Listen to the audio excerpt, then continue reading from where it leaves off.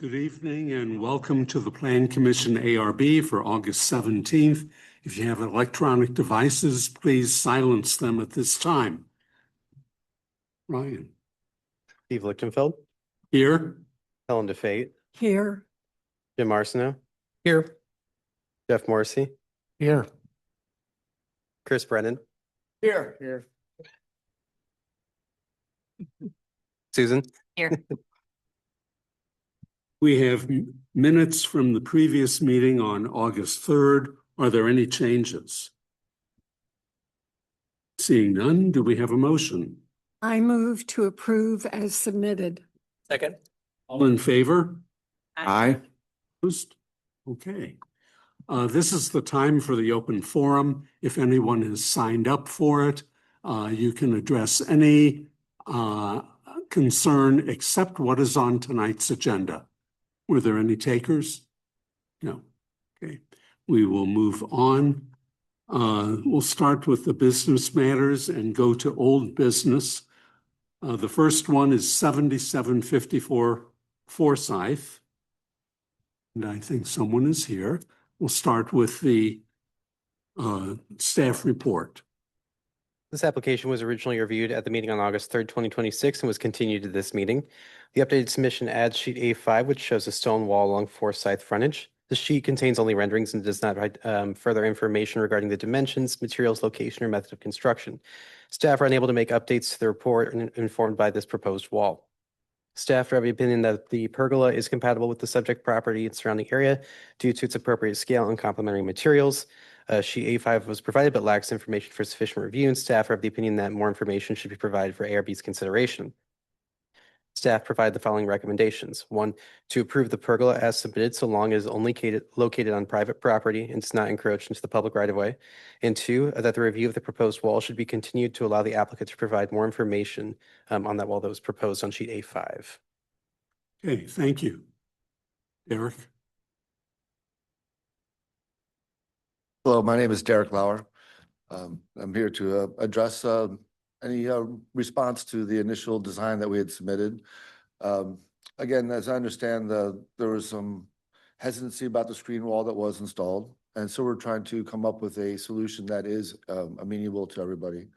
And was looking for reaction to this approach to see if that's something that would be worth pursuing. Okay.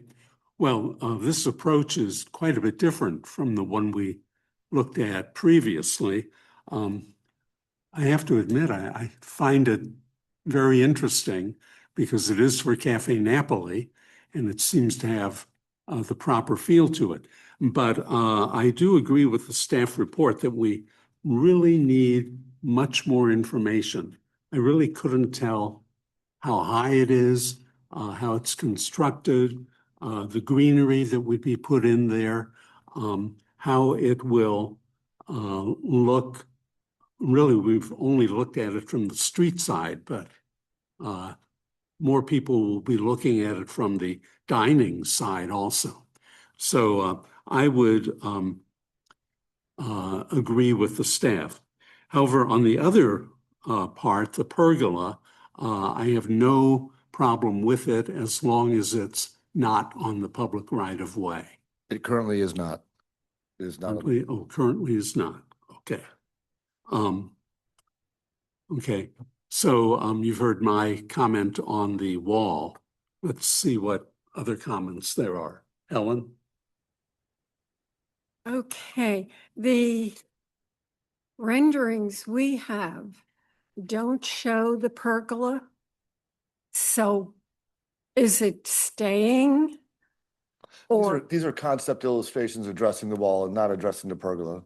oh, okay. I was looking for what is it going to look like, walking down the street or driving. Okay, so the pergola is staying. Where is the property line? Again, it is on the right in line with the edge of the planters. The planters on the survey show the planters on the right of way. Right now, yes. Low planters where the Bar Napoli entrance is from the sidewalk on Forsyth. The planting in front there is in front of the property line. That's correct. Their current planters are in front of the property line and have been for the existence of the business. That's true. The planters along Forsyth are on the public right of way and always have been. Okay, and when I went to make a site visit, the pergola was online with the planters, which is, they're in the public right of way. The pergola is set back from the edge of the wall. It's not, I didn't see it as in line with the face of the building.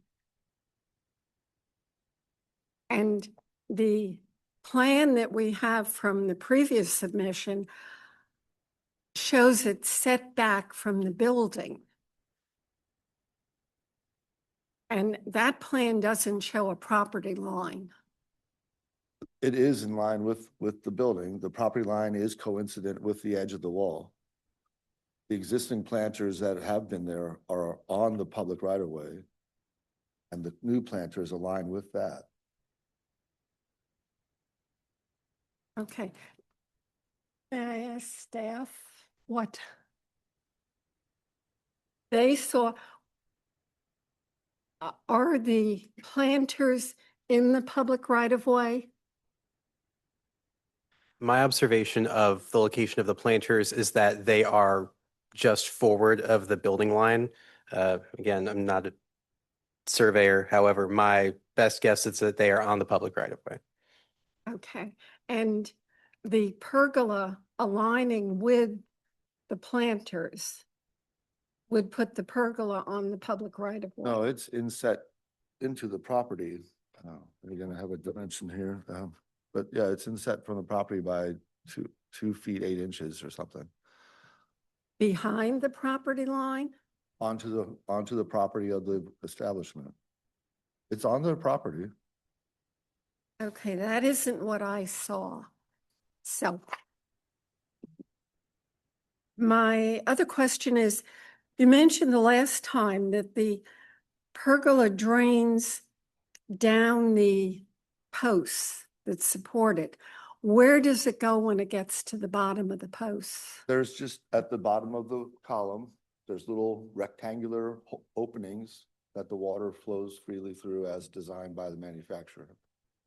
Okay, And so it sits on the base plate, which has expansion anchors epoxy grouted into the concrete. So you core drill, you set an expansion anchor, put epoxy in it, crank it in, it's in there. 4 of them proposed. Each one has a capacity of 250 pounds. So you have 1,000 pounds per leg.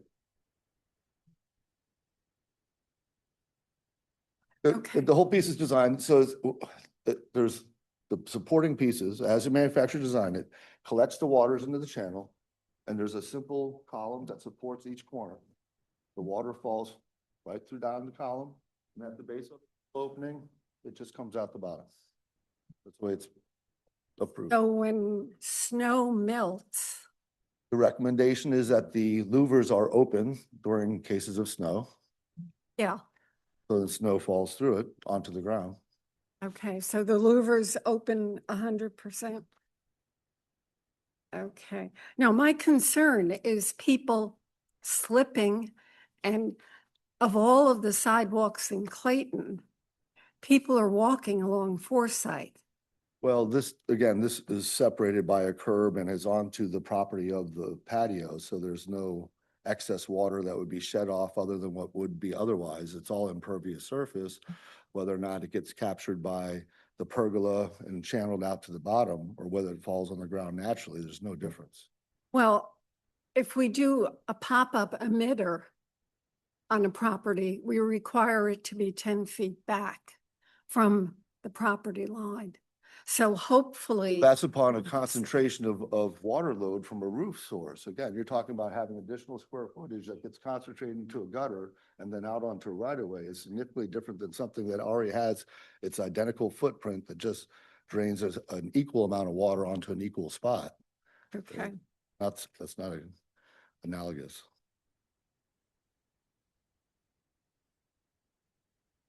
Okay, I am still, this wall ties in better with an Italian restaurant. Reminds me of the Roman aqueduct. And I came up with this right after we left the meeting. We sat there and talked right outside the last time. And we talked about Tuscany, and I said aqueduct and the idea to have a planter channel on the top that you could put annuals and perennials in. Christmas time, we can put all kinds of decorations in there. I think it still allows visibility and connection through the neighborhood. The stone that's shown is an exact match to the stone that's on the building. There's even a wall that it's over by the serving area that has a limestone cap. It's the exact same language as what I'm showing here, so it matches to the patio. And I think it would be great in all 4 seasons, nighttime, daytime, allows for air movement, allows for planting. You know, I think it's a reasonable solution. And the idea is then to be able to leave those heavy concrete planters in place, come to an agreement about its position onto the right of way. If that means you get an insurance or a cross-use agreement, whatever, doesn't matter. And then at that point, we would cut those posts down, put in cold form metal framing. We'd use radius track. You know, radius track is a metal stud to use to make curved walls. But you do that on its end. You cross it with cold form metal framing, dense glass gold sheathing, 2-piece masonry ties, and you set those arches at, again, each one of those is 9 feet. So each one of those arches is just 4.5 feet. It's not a big span. The whole thing is only 5 feet tall. But you know, it's just a simple, the idea is to leave what we got there in place and decorate it up by creating these arches and a new planter. So that was one suggestion as to what to do with what is there without taking steps backwards. Now, you know, if the discussion is just about the height of the screen wall, well, then simplest matter is we can sit there and take out some of those composite panels, reduce the height of it, leave it as it looks, but just make it lower. If the problem is the look of those composite materials, you know, the fact that those panels aren't coherent with the rest of what's in Clayton, well, we can find a different way of infilling that. That could be a perforated metal, it could be Corten steel, it could be something else, you know, to just leave what we have there and just correct the infill. This would take it another step further, reusing what we have, but building an entirely additional structure to it. I have another idea in the back pocket here that I could show you if necessary, but it has to do with an image of some open wave-like metal pieces. I could show you that if you're interested. I have another solution. The question is, what is the goal? Whether it's adjusting of the height, is it the material of the thing? Is it the overall appearance? So before I go into detailing a whole bunch of things, I want to get a feel that we're going down the right track. So. Okay, fair enough. My feeling is anything above a planter height, you've created a wall, and that corner is the wrong place for a wall. So that's my feeling. Well, again, in today's unfortunate climate of violence and aggression and insane people, I feel better having those concrete planters there without having some crazy person launch their car into a whole crowd of people. That's more important. Well, you know, the Federal Reserve Building, the Arch Grounds, All of them have concrete Centene, protection for good reason. our own police department, they have planters Oh. in front. And those planters are not because they like to plant flowers Oh. and they wanted some decoration. Those are embedded deep. Those are barricades. Yeah. So something like that. Well, each one of those pieces weigh 3,800 pounds. I checked it. So. No, I would like to see something low. Jim? I agree with Steve in the fact that if we don't have plans, or I think there's only so much we can consider. If you're looking for, you know, loose feedback, the pergola, assuming it's on private property, I don't have a problem with if we're focusing on just the pergola. As far as this wall, I think I agree with Helen in the sense that anything that's kind of above planter height, I start getting allergic to, even if it's a little more, this is obviously a little more open than the last solution. But I think anything above kind of that waist high planter height starts being a bit too imposing, I feel, for that corner. So no matter kind of like how it's dressed up, if you have this kind of height and, get above, I believe they said 3.5 feet or something is what's technically like allowed by the code. I think that's kind of the area I believe you should be thinking about. If I may, Ryan, we had discussed a little bit about the regulations regarding the height of it, and I had asked about the certain codes that were specific to it. Were you able to find information about what the regulation is? Yeah, so we looked into the site further, and this property line is actually set back quite further than that 3.5 foot element. Additionally, there were elements that I improperly referenced that were in the previous northeast downtown overlay that no longer apply to this site. So while there isn't a specific height component that applies to this, it is still subject to review by the ARB.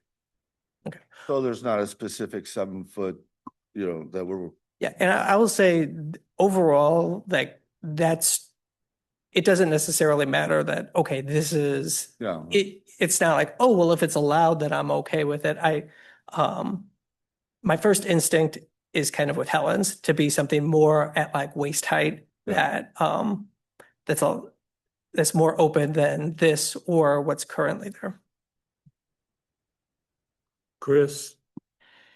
First off, I love that you took kind of the feedback from last time and went back and rethought this. And the more I look at this design, I really like it. I think that there is the parts of the aqueduct that you've brought into there. I think it's very visually stunning at night in particular. And I find these arches effective in the sense that if I'm walking down, I want to go up there and look through there. And I would love to be able to look through there and see people enjoying dinner, see candlelight. I think it creates a certain ambiance that is could be really appreciated on that corner. So in that sense, I slightly disagree with the idea of having these lower planter boxes because I think that this is architecturally significant in a way that's very different for downtown Clayton. It works with the idea of Cafe Napoli having been here for a long time. It's visually striking, but that's all contingent upon how well it would be finished. Because the renderings that we saw beforehand, it didn't necessarily bear, it wasn't the same as built as what was originally conceptualized. And I think that if we were to come out with something that looked like this, with this uplighting, with the lighting that goes around the arches, with the greenery at the top, it would be visually stunning. If you take those elements out, if you take the lighting out, you take the greenery out, then it could look kind of haphazardly built and not nearly as visually stimulating. In that sense, I would not be really a fan of it. The pergola, I have no issue with whatsoever. So I don't know any way that we'd be able to say, hey, it's got to be built to these specifics, but we would need much more information in regards to the height, the light temperature, the sort of things like that to really, I think, approve it. But I'm all on board for this kind of new design. I think it's well done. Okay. Jeff? Yeah, thanks. I appreciate also that you went back and thought about this further.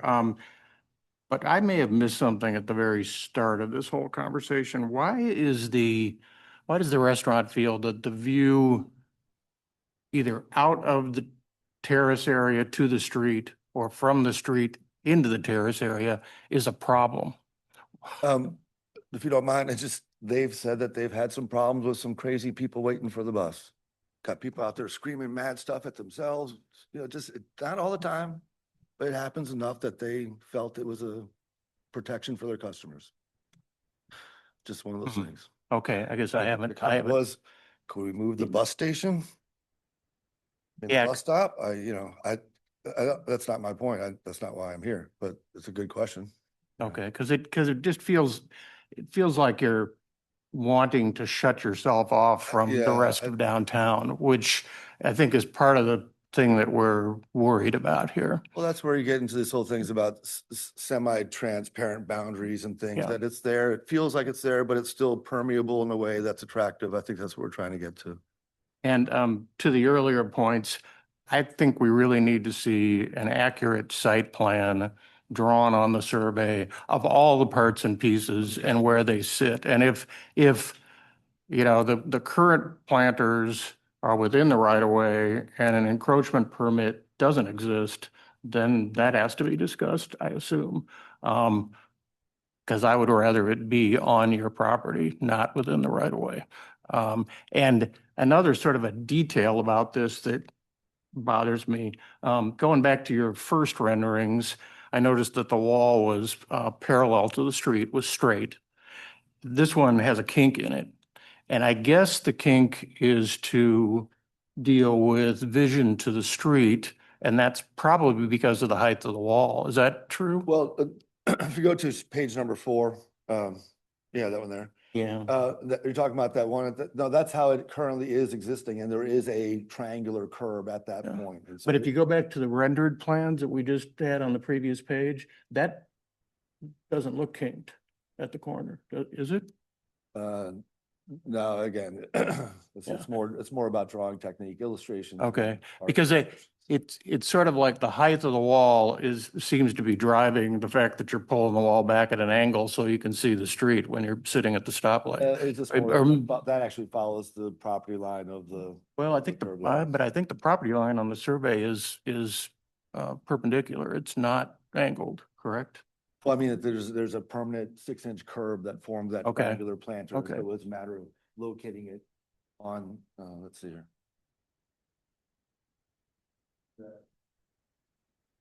But, so that's, And so that planter's aligned with. Sorry, if you can just, if you speak in the microphone, there is a mouse up there. So if you want to use a pointer or anything, there is a mouse on the podium that you can use. I guess it's a remnant of when it was a parking spot, Right, right? right. And if it's not a parking spot any longer, I don't think it needs to be angled like a parking spot. That's my point. I think it's better. I think the devil is in the details. I'd love to know actually how high the top of the aqueduct feature actually is and where somebody, in fact, if you come back again and you can put some people in the drawings. Sure. No, I'll have full detailed drawings on all of it next time. So we see where, as I'm sitting behind it or walking in front of it, where my eye hits. That would be really good to know. And I'm with Chris. If it's lit well and it's planted well,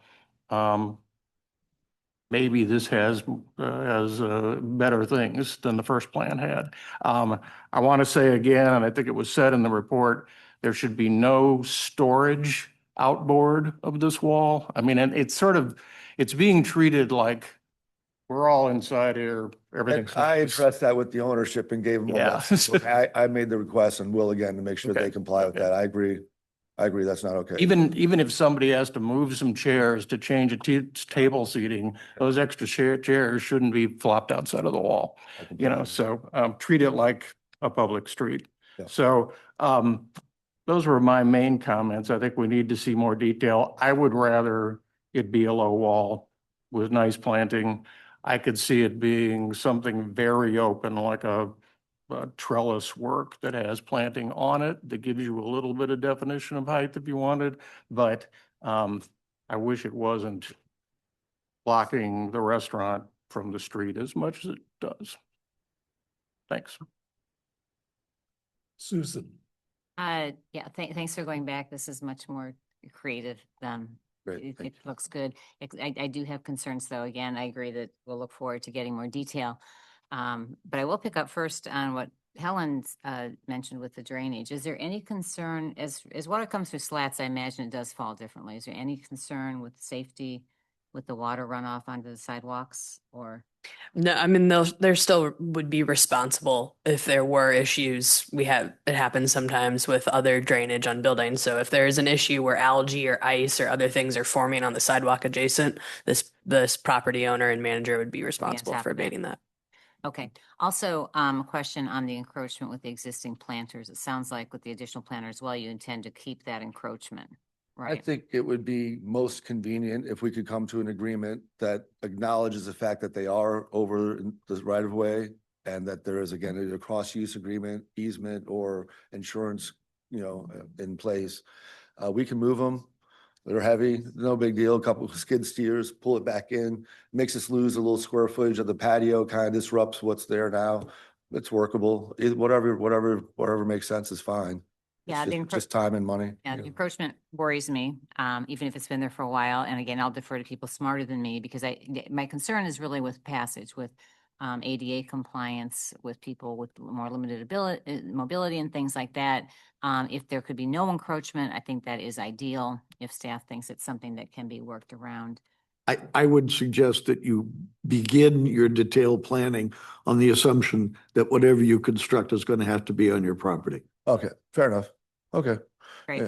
Yeah. Then finally, it is the height, it's the closing off. You mentioned that, today's world and fear of everybody. And so you're essentially walling off. And that's exactly what we're not trying to do downtown. We're trying to have community and vibrancy.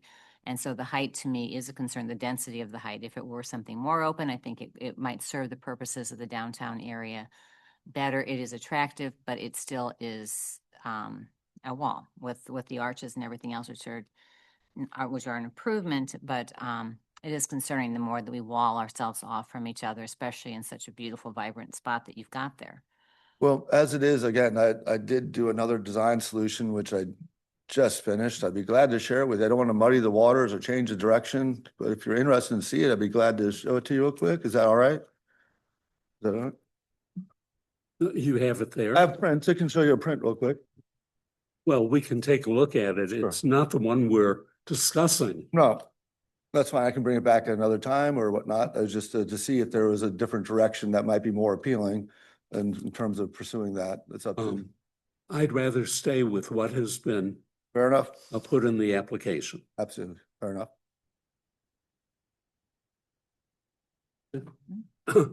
Derek, I had two comments. I was concerned about the stonework on there. Until I went over there, I guess it was Saturday, before they opened up. And I did find that there was stone on the building because my recollection was this was sort of a historical replication in front of sort of a streamlined building. But there is some connection there. So I felt better about that. But then the actual wall coming to the corner looks very weak to me. When you would be on Beamiston, I think it looks weak. Had you considered turning the right corner for a short distance, maybe with one arch, to sort of enclose that entire? Just to give it a little return. Yeah, it was sort of hugging. Right. That the wall just terminates Right. as it is. Right. And I thought about it when I walked it, but when Jeff brought up the angled curb, I had totally forgotten that they used to pull cars in there until they wanted more seating. But if that could be gotten rid of, maybe there could be a little stronger corner and a little more enclosure to the terrace. Now, that's all irrespective of what we talk about the height. Sure. I'm just talking about a wall. Steve, are you referring to an actual like perpendicular corner, like a hard 90-degree? Are you thinking about something that, more would mirror kind of the curve that's on the building, the existing curve that's up top above the main doors? What were you thinking?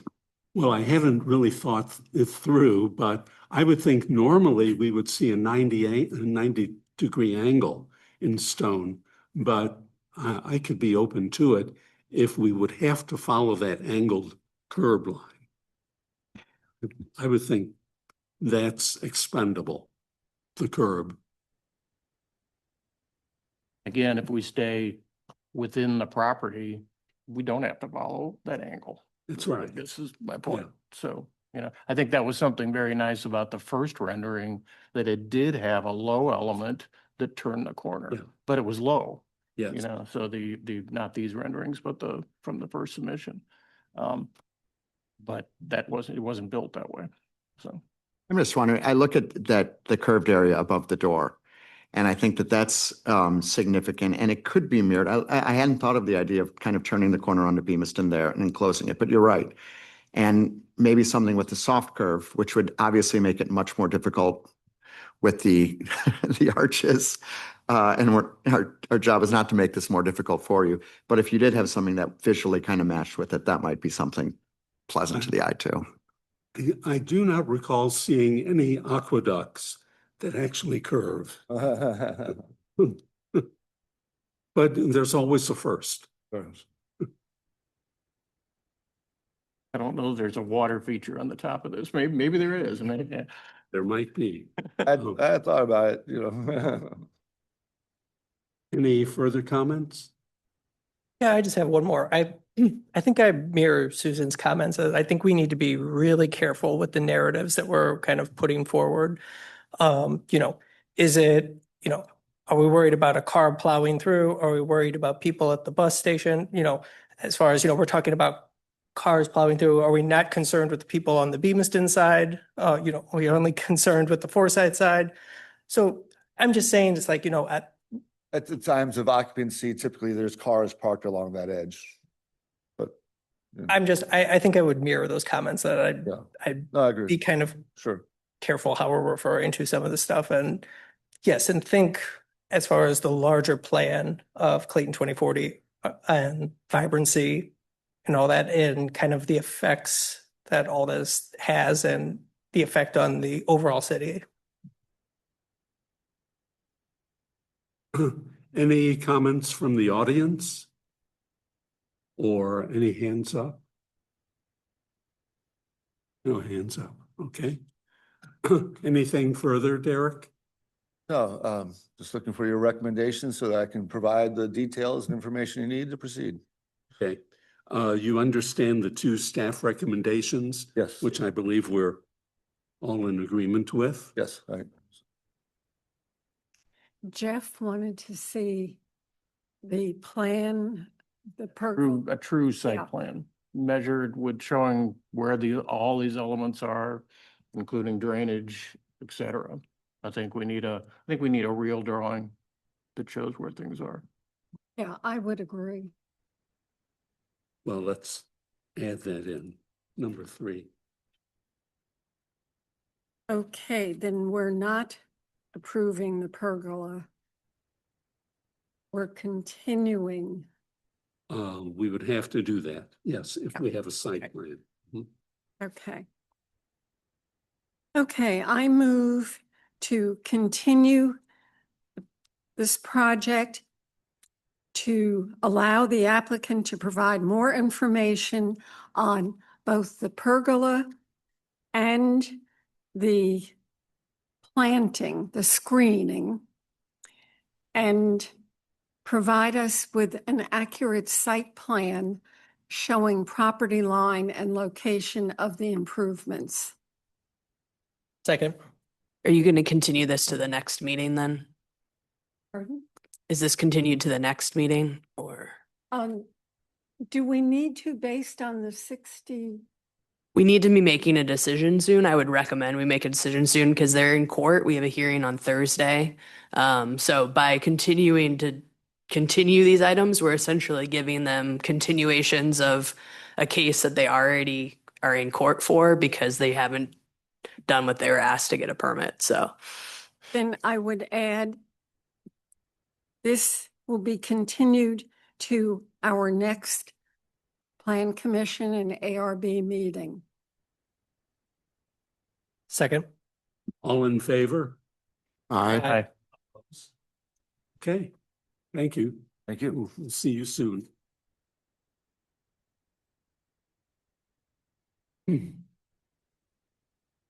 Okay, our next item is 122 North Beamiston. And here again, we will get started with the staff report. Hello. The application was originally reviewed on July 20th and was continued. The following elements were revised. The artificial turf in the front yard has been revised to grass. The front yard plantings have been specified. The front awning has been revised to have a similar character to the existing side awning. And the proposal for French doors to replace the two front windows has been removed. The project scope includes new planting areas, revised paving, new front porch, new grass in the front yard. The front yard facade configurations vary on this block, and most of the project scope is likely to have a minimal visual impact. Staff are of the opinion that the proposal is likely to complement the existing structure and surrounding area. Staff recommend approval as submitted. Hi, Welcome back. it's good to be here. My name is Lisa Seligman. I'm an architect with Red Dot Studio, and I'm back to give you some revised notes on 122 North Bemiston based upon our last meeting. We listened to what you guys had to say, and the owners and I sat down and discussed a lot of different ideas and thoughts about how we wanted to move forward with this. So in that, trying to maintain more of a uniform look, to make the only opening that has a different look, the central opening, maintaining our existing windows, beginning to replicate some of the existing geometry from the side awning into the front, adding a little more detail in landscaping, so that you have an idea of what we're thinking about, in terms of what the looks of those plants would be and the layout of them. So if we can jump, you said I have a mouse. Ah. Excellent. Okay, so I wish I'd known that last time. But Ryan has beaten me to it. So if we look at landscaping, the notion here is that we're going to have mulched areas in the front with low plants. These would be some kind of flowering plants. And then, grasses and smaller plants that provide a filtered view from the street into the yard and vice versa. Then for the porch, we are replicating the geometry from the side for this new awning. It will remain copper, so it will patina out to match what's already there. The door, we're going to go with a wood or a clad wood or a fiberglass door. We're working with different manufacturers to get the right look and the right materials. It's a custom sized door, even now that we're by moving the head of the door down to match the existing windows, it also aligns with the door on the side, but it's still a custom sized door. It's a little wider than normal. And then picking some very kind of minimal light fixtures that direct the light directly onto the walking surface, which is where we need it. We don't need a lot of extra light out in the yard. What? I'm open for questions, comments, whatever information from me. I really like what you did on the horizontal ground surface. I think that will look very nice. That shows on ARB 3. Oh, there it is. And having real grass in there, plus the planting beds, I think look good. I also like what you did with the horizontal canopy, making it curved to match the side. But I'm sorry you didn't go with the French doors, because what I thought was it added to the asymmetry to have the main door and the two French doors under the canopy. But Yeah. I can certainly live without it. It was a discussion point that we went back and forth on, but I agree with you. But the owners felt like perhaps it was in their best interest to maintain the existing windows. So the changes that we see here tonight, I feel comfortable with. I'd like to hear what everyone else feels about the mulched planting beds. I saw the pictures of plant examples. I've never heard of a plant with that name, but uh, I think conceptually it would look very good. Ellen? I too like what you've done.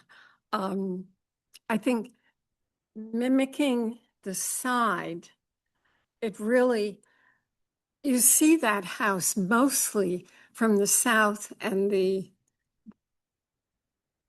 front elevation. You don't see it from the north as you're walking down the street or driving. So I think that really ties together that corner. I too wondered about the French doors going, but I can see the unknown expense of cutting down brick and not knowing if you're going to fracture it. It's in the craftsmanship of the trade. And I think that looks good. I suspect that French doors wouldn't be used if they were from the dining room. You wouldn't be going out that way. Just observing habits in my own home. But I like what you've done. I think it looks great. The planting, I think, will really be wonderful. And I like the low planting along the curve, along the top of the wall, that edging. I think that'll look great. So thank you for listening. Jim? Yeah, I really appreciate how you took feedback from the last and incorporated it into this. I literally audibly gasped when I opened up these plans and saw this because I don't think I've ever had such a jump from one revision to the next and felt as big of a swing as I did. Now I was not on Team French Door, if you remember from last meeting, so I'm kind of happy to see the French doors go. But a lot of the things that I mentioned as far as the symmetry, I like the door height coming down. I really like, I think the curve of the overhang matching the side really just really kind of ties this all together. And I just feel this is a lot stronger, more considered. I feel really good about this plan as it stands. So thank you. Chris? I am Team French Door. But I really do respect the things that you've added to this, the entry door, the sconces, the copper awning are just awesome details. I mean, it really is going to look great. In the phrase buy once, cry once kind of comes to mind, though, when it comes to the French doors. And you have several people with architectural backgrounds encouraging, imploring you to potentially consider selling to your clients the idea of the French doors again. Sorry, Jim. I just think that it's one of those things where the cost will be greater to put those in, but stylistically down the road, I don't think they'd look back and say it was money ill spent. They might look back and say, well, shoot, we could have done French doors there and we didn't. I think that the asymmetry of having those would be stronger. The only question that I had is that on the planting that you had, you called out for like a Chase Manhattan ginkgo, which is not native. And I didn't know what emphasis you had wanted for native plantings as such. Part of the reason I have them labeled as example plants is that we are still working with the landscape designer to get kind of the exact species to pull. They love that ginkgo tree, even though it's not native. It's Chinese, I believe. Well, it's a hybrid, but anyway. But we're really looking to get kind of that look of kind of arching plants that have a very, not a lot of color, but a lot of visual interest. And so we're working on it. It's a work in progress, but we wanted to say, this is the kinds of things we're looking at. We're not looking at things that look weedy. We're not looking to make a meadow in the middle of Clayton. Not the right place. And I think that shows too in this kind of the restraint that you've shown with this too. I would encourage you that if you feel strongly as an architect of doing the French doors, that you really make that known to them too, because it feels strong in my case, but you have much more of their ear than any of us do. Jeff? And if you have any interest, about 25 years ago, I did exactly what we're talking about, which took brick out, or actually stucco and. Oh, yeah, no, I've done it. I've done it in Yeah, tons of and projects. And we've never regretted it. We don't use the doors much at all, but the way they connect the room to, in our case, the backyard is wonderful. Yeah. You know, so it's up to you. I think I like the architectural changes you've made. I think they look more in keeping with the house. The front door, I'm glad you're still working on it. I hope it blends well with the rest of the fenestration on the house. Landscape wise, I think I said last time, I didn't have a problem with the turf, but if they can go with grass, great. I don't know what non-creeping lily turf is. Do you? No? I should grab it. It's just okay, no, I don't. I just. Actually drew this. I was kind of familiar with most of what's on there, but Yeah. not that, so. I should have grabbed a picture of that. My memory is I did look it up to see what it was because, I would typically use something like I've got a lot of native strawberry and like wild garlic and that kind of stuff in my yard. But which doesn't, it stays really short and it looks really good. But my memory is that that's just a short, small, Okay. not complicated plant. And I echo what Chris is saying about ginkgos. I actually love ginkgos, but they're also extremely slow growing, I think. And be really careful that you get the right sex of ginkgo, because if you don't, it will smell awful. So that's and and this is a dwarf, and the places I've seen this variety sold, it doesn't get bigger than 6 to 8 feet. Okay. And so you buy it at this height. Fine. But you want one that does not drop fruit. Yeah. So. Yeah, I know. But otherwise, no, I really appreciate the efforts you made to listen to us last time, and I think it's better. Thank you. Thanks for coming back to us with this. It looks great, and thanks for going with real grass there.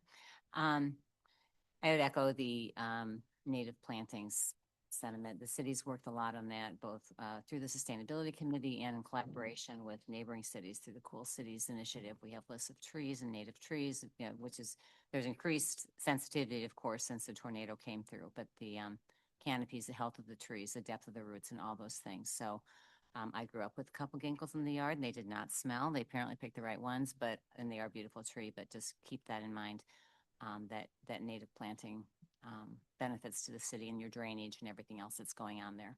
So, thank you. Any comments from the audience? Any hands up? Nope. Okay.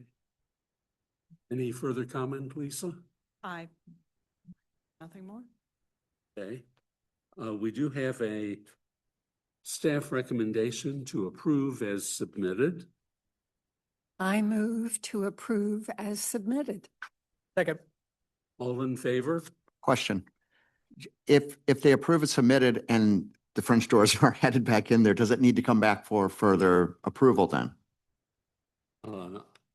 Can we do that administratively? Just add it to the motion with us. You can add it to your motion that you would approve the French doors if you want. Otherwise, we could evaluate it if they provided that under the building permit. Okay, I move to approve as submitted with the stipulation that if the French doors to the south of the front door are added, that they can be approved by the staff. Second. All in favor? Aye. Opposed? Okay, Excellent. thank you. Thank you all.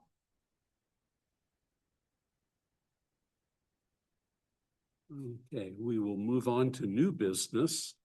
And item 2, 6369 Clayton Road is the next one. And we have both architectural review and a conditional use permit. And we'll start with the staff report. Property is located at the northeast corner of the intersection of Clayton Road and Demont Avenue, is zoned M2 and is in the Clayton Road Urban Design District. The site is developed with a one-story retail bank, and the applicant is seeking approval for exterior alterations to the subject property. These include removal of one drive-through stall, introduction of stone on the south and east facades, introduction of black coping at the roof parapets, removal of paving leading to a former walk-up teller window, replacement of the drive-through canopy, repair of an existing brick wall along Clayton Road, and improved landscaping. The Architecture Review Board's guidelines require that each facade comprise at least 75% of primary materials, such as brick or stone. The proposal would result in brick comprising approximately 66% of the south and east facades. Given the presence of similar stone nearby, staff are of the opinion that the introduction of stone would have a minimal visual impact. Section 410.715 of the Urban Design District requires that parking lots be screened with either landscaping or a combination of wall and landscaping. This section also emphasizes the importance of trees and canopy along Clayton Road. The existing parking lot has a brick wall that is separating the sidewalk and the street, but it is separated from the sidewalk and street by a lawn. This lawn previously held 2 medium deciduous trees that were removed under a previous owner, and staff are of the opinion that 2 medium or large deciduous canopy trees should be planted to comply with this section. Trees should be selected from Clayton's approved tree list. Staff recommend approval with condition that 2 medium or large deciduous canopy trees be selected from the city's approved tree list and planted in the lawn between the street and the parking lot. Okay, welcome. Hello, my name is Matt Mayer. I'm with Mayer Design Group. We're part of the design team that's assisted in the interior renovation of this building and some of these alterations that are being considered this evening. I did bring some samples as Ryan recommended.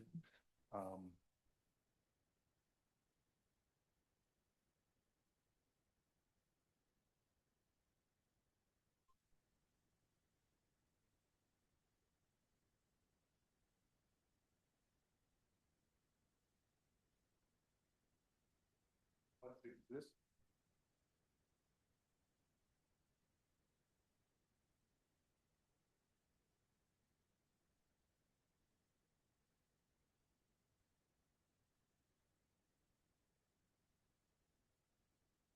metal capping at the perimeter of the exterior of the existing building. And then at the Clayton entrance, there's an existing awning that it would be similar material there. And then again at the existing drive-through would occur at that on those facades.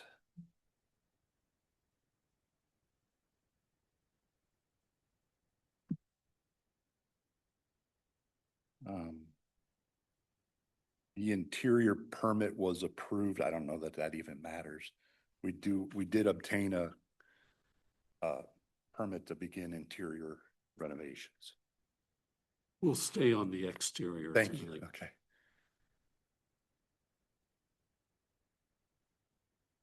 Oh.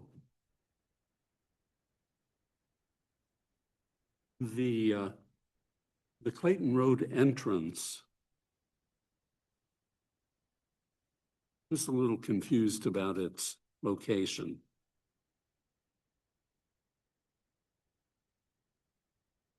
Is that wall full height? Yeah, that wall is full height currently, correct? The perpendicular wall, the one running north-south. The one in the image here? Yes.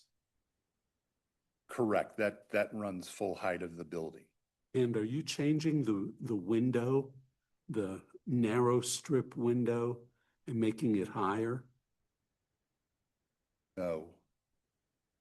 I think it's just a embellishment of the image that was created. Though there will be no alteration to the existing windows, doors, other than the penetration of the existing brick of that wall adjacent to it. Yeah, well, when you compare those two pictures, the one on the left, the horizontal band of brick is above the window. But if you were to extend that horizontal band on the picture to the right, it would go through the window.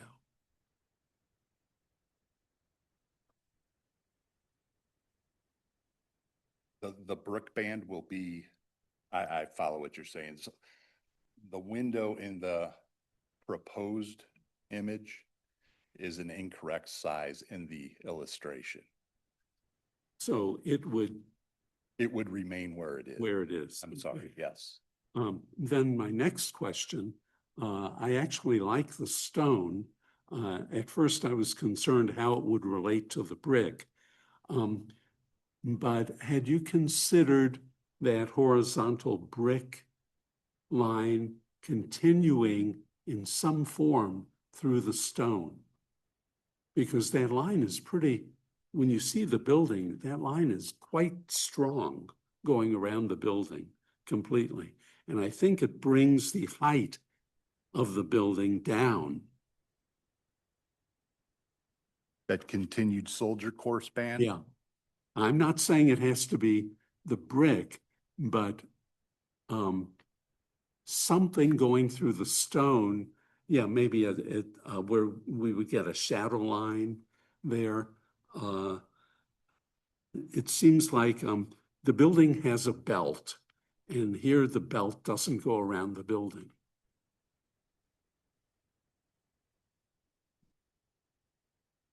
It has not been considered, but it absolutely, I would agree with what you're saying, that continuation could enhance the change in material and show continuity. Mhm.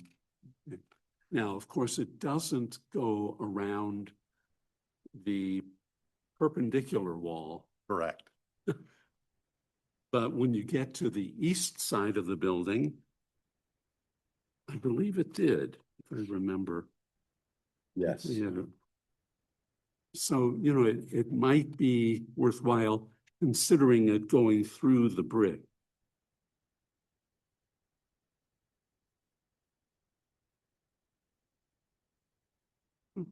I can't really tell if it's around there. Anyway, that's a comment. The main thing is we're excited to see this building come back to viable use. It's been vacant and looked pretty sad for quite a while. Very tired and needs some. Yeah, it really does. So architecturally, though, that was my comment. Helen? I do have a question on ARB-1.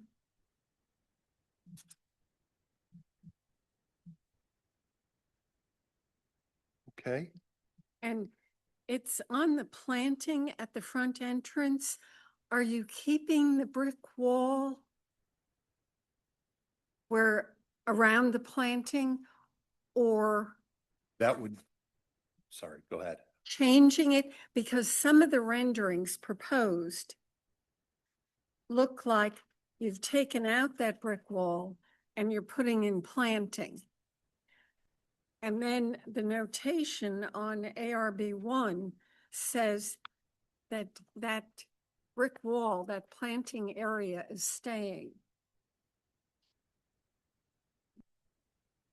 Yes, it's the intent that the illustration would, the removal of the existing brick planter box Yeah, would be removed. And okay, it would be a planter bed in lieu of the wall. okay. No, that looks good. I like that better. My other question is on that wall, the perpendicular wall, again, on view 1, it looks shorter in coming south. Has the wall been cut short? Again, it's the rendering. Correct. Okay, and the wall will still have that opening in it? It will not. The opening in that wall will be infilled. Okay. So it'll be the same length, only infilled. Correct. Okay, Same height, same depth. yeah, Um, but that infill will be, or the opening would be infilled. okay. No, that makes sense to not to shorten it and a lot of expense without much return. So those were my only questions. Jim? Yeah, I don't know that I have any questions or concerns. I will say it seems, and not just with this project, it seems to be a proliferation of, we're starting to get renderings that don't quite match and the buildings, and it's making it more difficult. And, here, I agree with Helen, like this planter, that's like, I actually think it will look better removed with just the low planting, but then it's like, it's not necessarily, when she brought that up and looking at the plans, I'm like, oh, I don't know if that's actually the case. So I guess, that's just speaking generally, it's kind of making it harder to review these things. I do agree with Steve. This is a fairly tired looking building at this point, and I think this is something that's minimally invasive that kind of keeps the spirit of the building without having to necessarily do too much, and I think will have a lot of impact. Chris? Yeah, I agree. The renderings are making it difficult. And if you look at view 2, so the next slide down, if you look at that picture on the right there, it's just not representative of what it's going to look like, because you're not showing that stone extending down that face. I guess that'd be the south face. You're not seeing the stone there. You're not seeing that sconce up on the wall.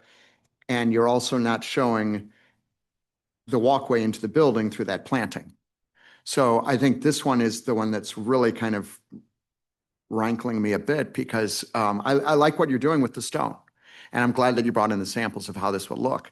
But again, the rendering as presented here is not shown on the architectural plans, and it's just not physically possible.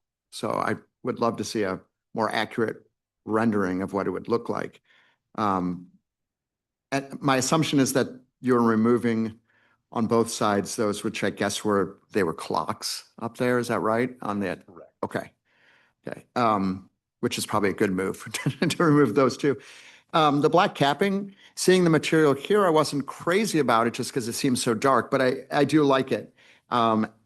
And then the final thing I'll say is I echo what Steve says about that soldier course. If there's some way of extending that around in stone or some way, I think the new stone's going to give a lot of shadows in a great way, but just having that architectural element, even if it only continues through to where that window ends, would be fine. If it goes all the way to that wall coming out, that's fine. But it does call out for kind of a continuation of that belt line, as it were. But thank you. It's good. Thank you. Jeff? I will echo the thoughts about bringing the building back to life. That's good. I've got a few sort of detailed questions. The new stone, where does it sit relative to the brick? Is brick being removed and stone being put on? Is stone being put outside of the brick? How does that, where does that sit? So the installation would be over the brick. Okay. So, and it's the thickness that we're seeing there? Correct. Yeah, I wish it had,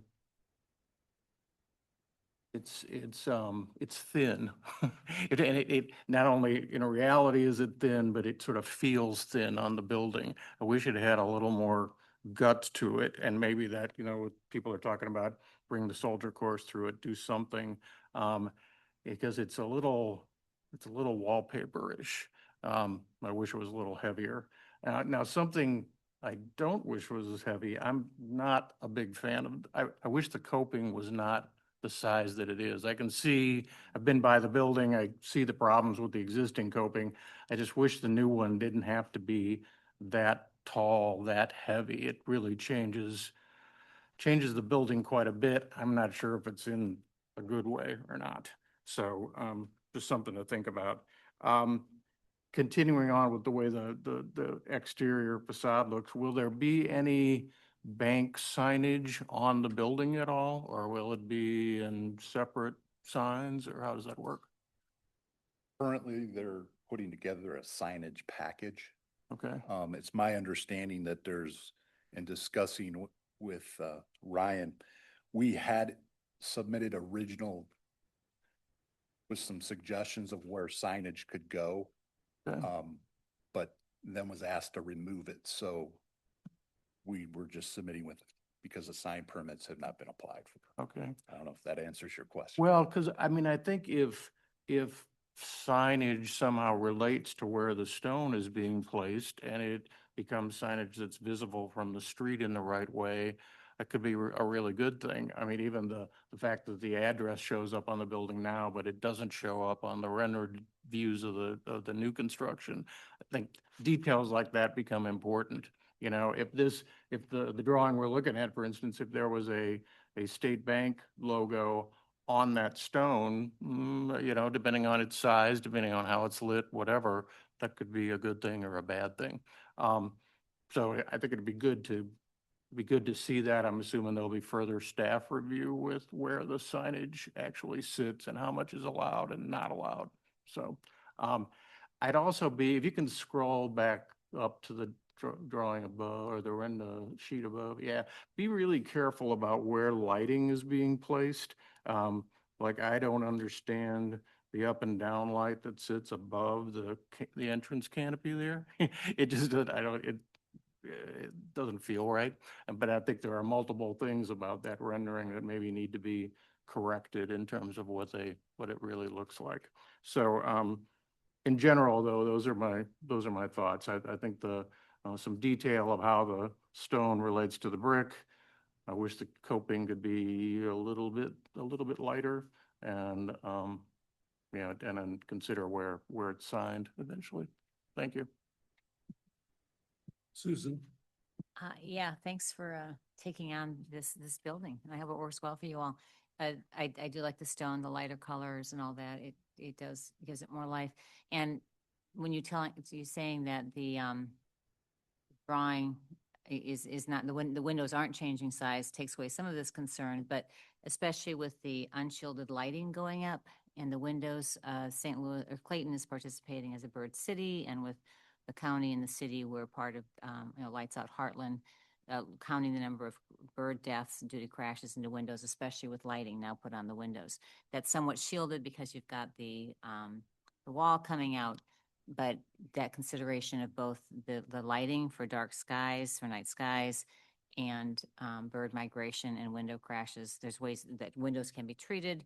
There's also ways that the lighting that you use can be compliant to reduce the damage done by individual properties on that. I understand that this, assuming it doesn't extend too far up, is within our code. So perhaps is more of a suggestion as long as you continue to follow the code, but small steps matter. And another suggestion, having come from St. Louis City, put on an extreme heat seminar, which in many ways ignorance is bliss and you kind of wish you didn't go to. But the dark parking lots, the tops of buildings can raise heat within the building or in the area by at least 20 degrees or by 20 degrees. And so I hope that you consider, as you look at those materials, the lighter the color, the less heat island effect we can have in these types of areas, especially where there's not a lot of green space. So I just ask you to take those things into consideration as you work on this property. Thank you. Going back to the stone, which is applied to the existing brick, on view 1, the proposed alteration, how do you terminate the edge of the stone at the very left part that's being put on the plane of the brick?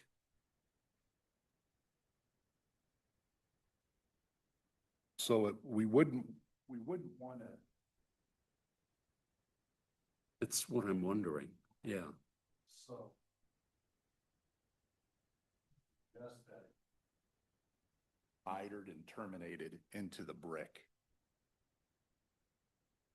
And has, I know that this product also has corner. These are all just face samples, but corner where it's a true corner, and then that corner would, does that answer the question then? It does. Okay. Speaking for myself, I'd like to see a finished corner, not an unfinished corner. I would agree. Okay. Very much so. Secondly, is there a walk-up ATM? There used to be, well, there is one now. State Bank will not be utilizing it. It is So it comes out? correct. I believe there's a recess for it that shows on view 1 existing. No, so that was an old ATM window, we believe. Yeah. And then the planter box went in front of it.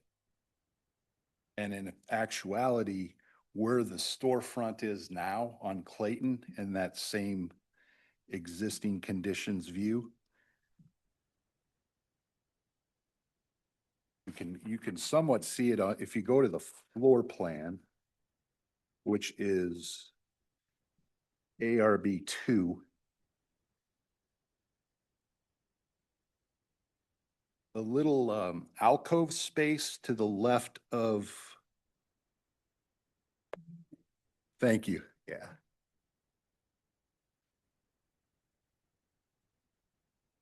So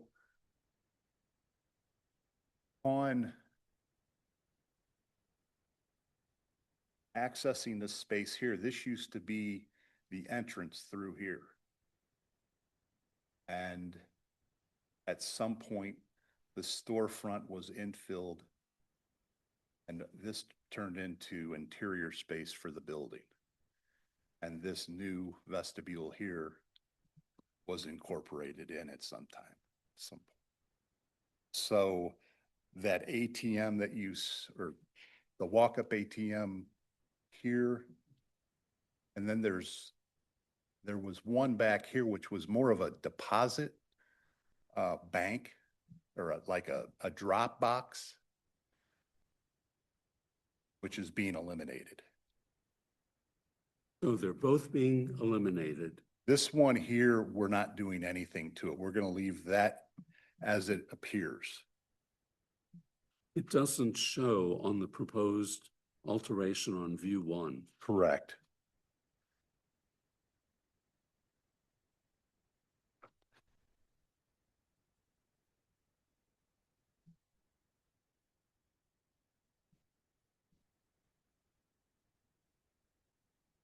So if I go back to, it has been eliminated here. I apologize. If that's what you're referring to. Well, actually, I was referring to the one on the Clayton Road facade. Okay. But talk about the one on the DeMont Avenue side. Okay. How are you filling it in? With the matching existing brick. And the one here would be infilled with the new stone. Oh, okay. So it's in the stone wall. That's correct.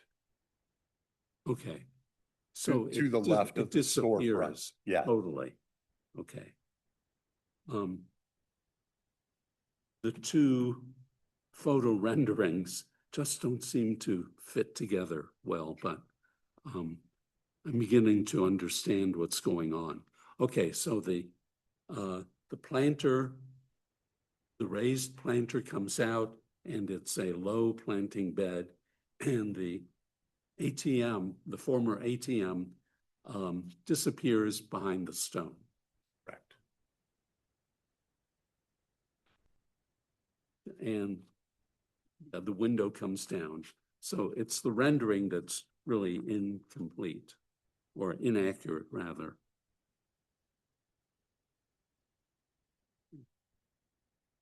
Any other questions? Any other comments, Matt? Don't believe so at this time, no. Okay. Any comments from the audience? No hands up. Okay, you understand the staff recommended condition about the 2 medium or large deciduous canopy trees, Yes, sir. okay? And I think we have a couple other items. Yeah.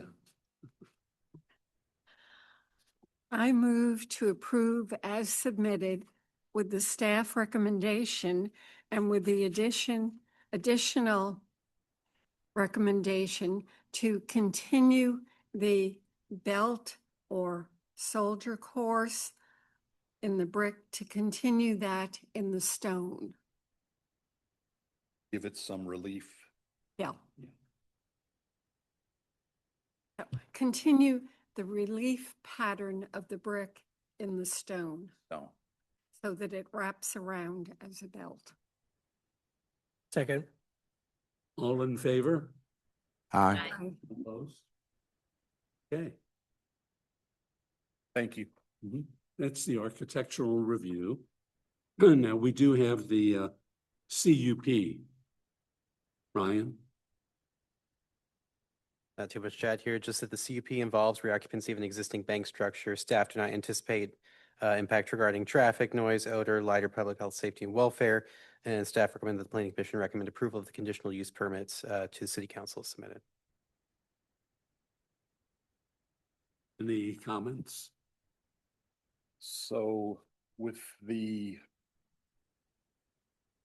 my understanding that the 3rd bay is not needed at all.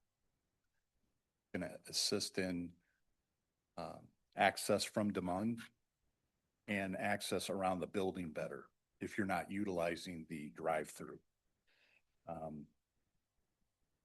State Bank asked if we could remove that end bay, and that's how we were pursuing it.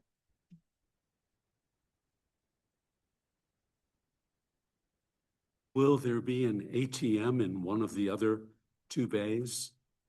Yes. Correct.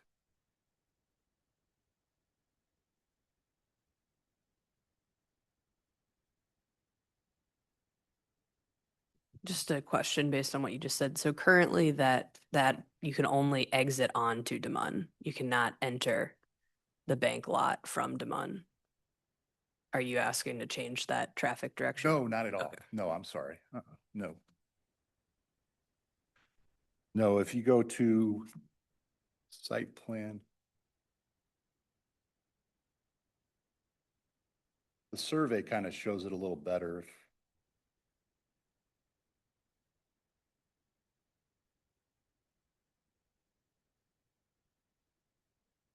So this would be what's being removed,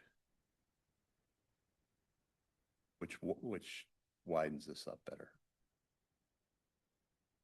So then there are still 2 bays, each with a canopy. That is correct. So the 3rd bay canopy and structure on the north side come out. That is correct. That does, from Anna's concern, how do you get out? If you drive in from the east, can you exit onto Demon? So you exit onto Demon from the property.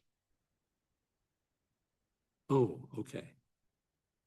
So you can enter the parking lot from the alley or from Clayton Road, and then you can exit onto Demon. Okay. Just north of the parking, the street parking.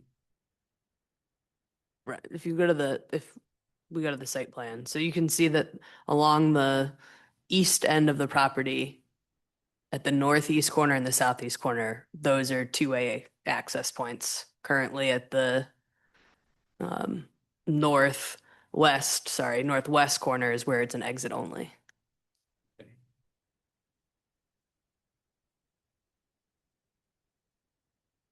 That answers We're not it. changing any of the traffic circulation at all. Good. Did not look at the northwest corner, so. Any other comments? Yeah, I have just one. So you're putting in, there will be an ATM in there.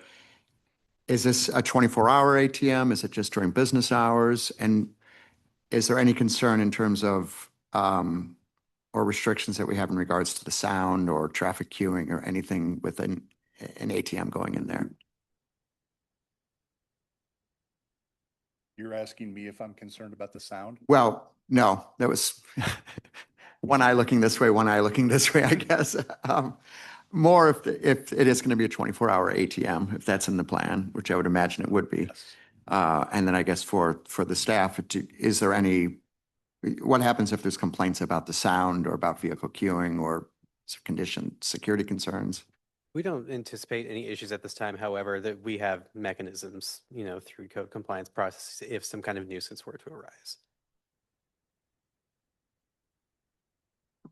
I think in this case too, Chris, like it was a bank previously, I lived in this area when this was a bank and it seemed to all function relatively well once you realize you had to go in from the alley and exit out the other way and stuff. It didn't ever seem to necessarily cause a problem.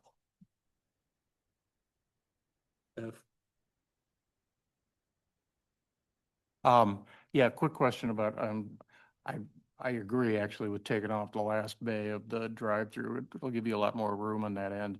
Will that, with lopping that off, will the whole fascia all the way around the drive-throughs be redone?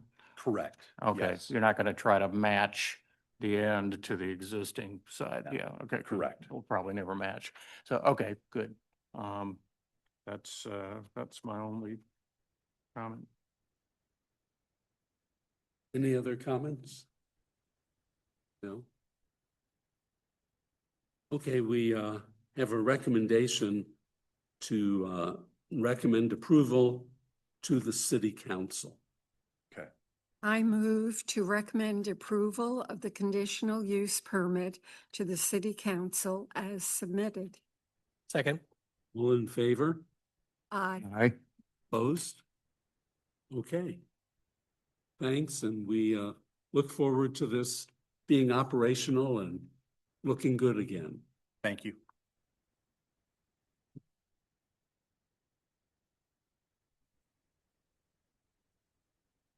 Moving on to the next two items, which are 6349 Ellenwood. And we have both a CUP and architectural review.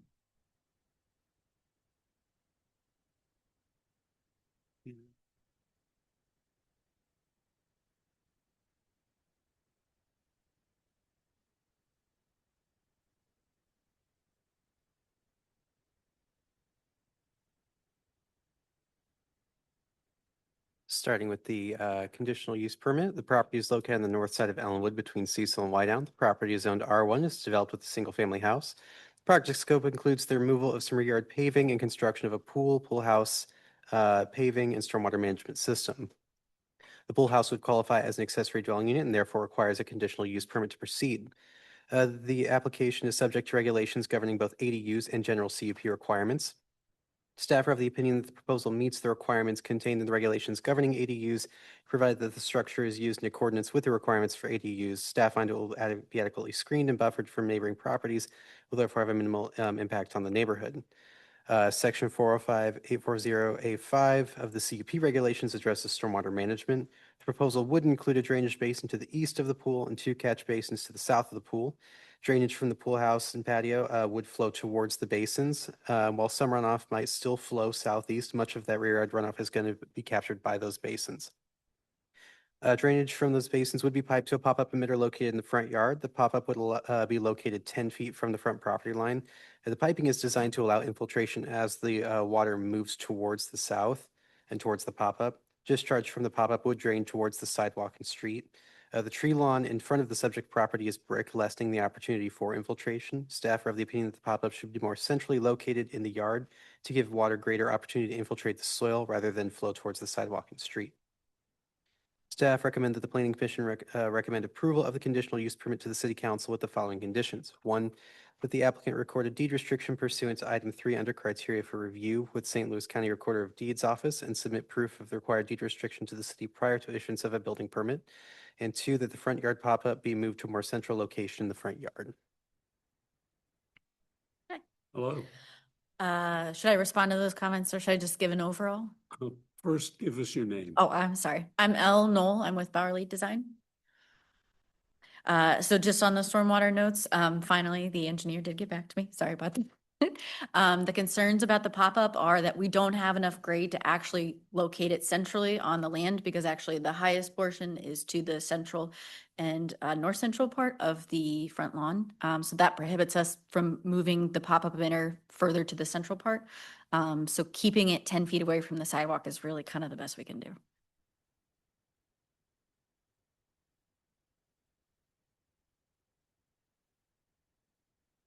Okay.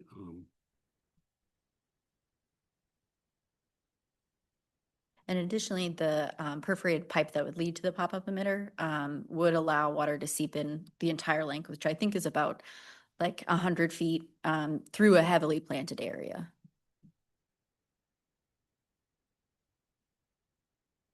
Well, Ryan, the requirement, the 10-foot requirement, can we change that to allow it where it's shown?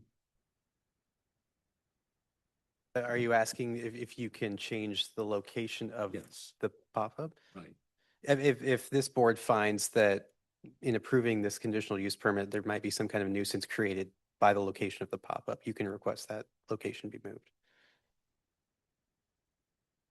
Well, my feeling is that we should try to get it as in a better location, if possible. I hear what you say about the how the land must be going up, where we would want it to be. And also, I understand your comment about the perforated pipe. However, the perforated pipes do clog up over time. Yes. I can attest to that.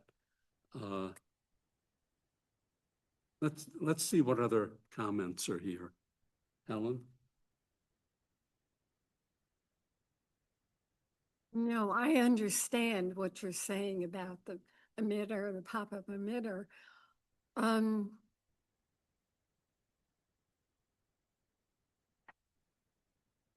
don't have another solution to suggest, but the perforated drains, yes, do get clogged pretty quickly.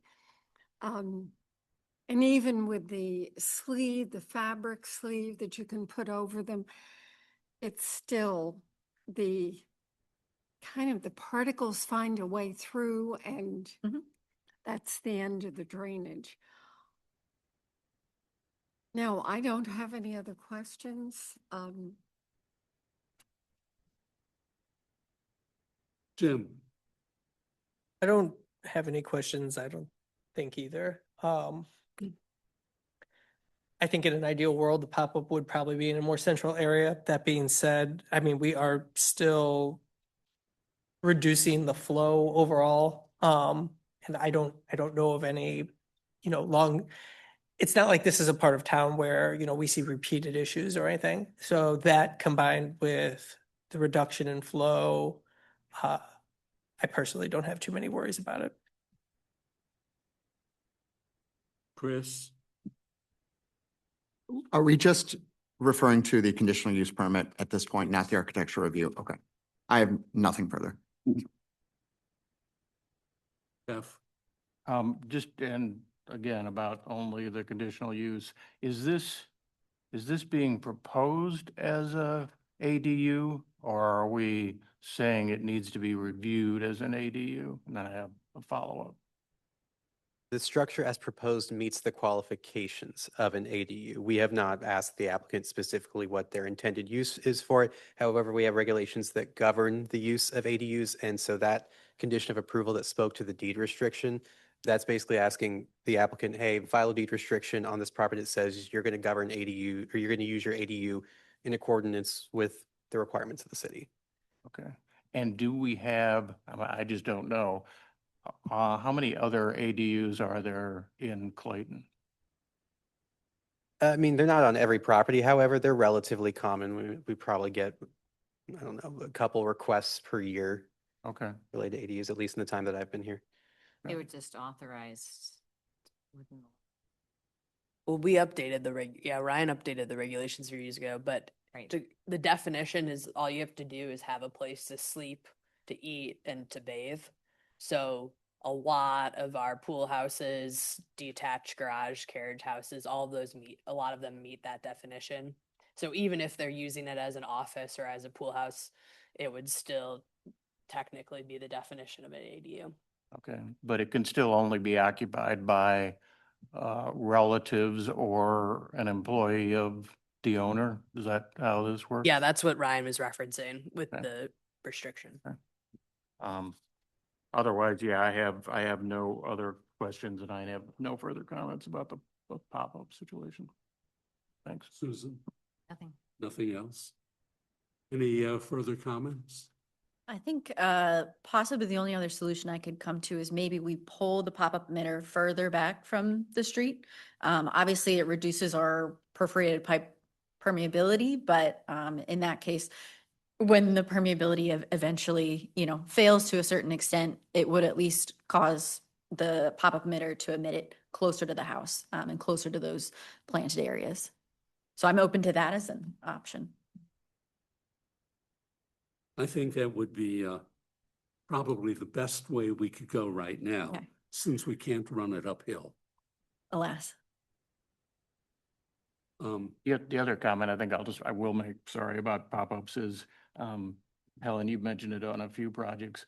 Those tend to, the way they spit out near a sidewalk, end up with sometimes ice on the sidewalk because of them. I know it's what MSD wants. Don't get me started on this requirement, but it's, they're kind of inherent problems. They also usually take out the grass in front of them. I wish there was a better way to do this. That I don't think there is, but I wish there was. What about the comment that Al has just said about shortening it, where it would be more in the landscape area, right? Yes. The lot line itself, to which most of the land slopes, is a heavily planted strip. It actually provides quite a bit of privacy between the properties. So it wouldn't incur any damage to the neighboring property. And like I said, it would probably be better adept at taking this overflow. Would it be into a mulched area? Yes, it's a mulched area. Will that work? Will it, when it emits water, will it pull the mulch away with it? It shouldn't. That would be because the point of the infiltration is to slow down the water. And so Right. that's really the cause of the erosion. I'm Yeah. surprised at the amount of water that Right. comes out of these sometimes. Mhm. So something to think about from a Absolutely. yard maintenance. Any other comments? So we are looking to relocate the pop-up further north, correct? Mhm. Into the mulch area, right? That what I hear? Yeah, I think that's appropriate. Yes. And that would replace staff recommendation number 2.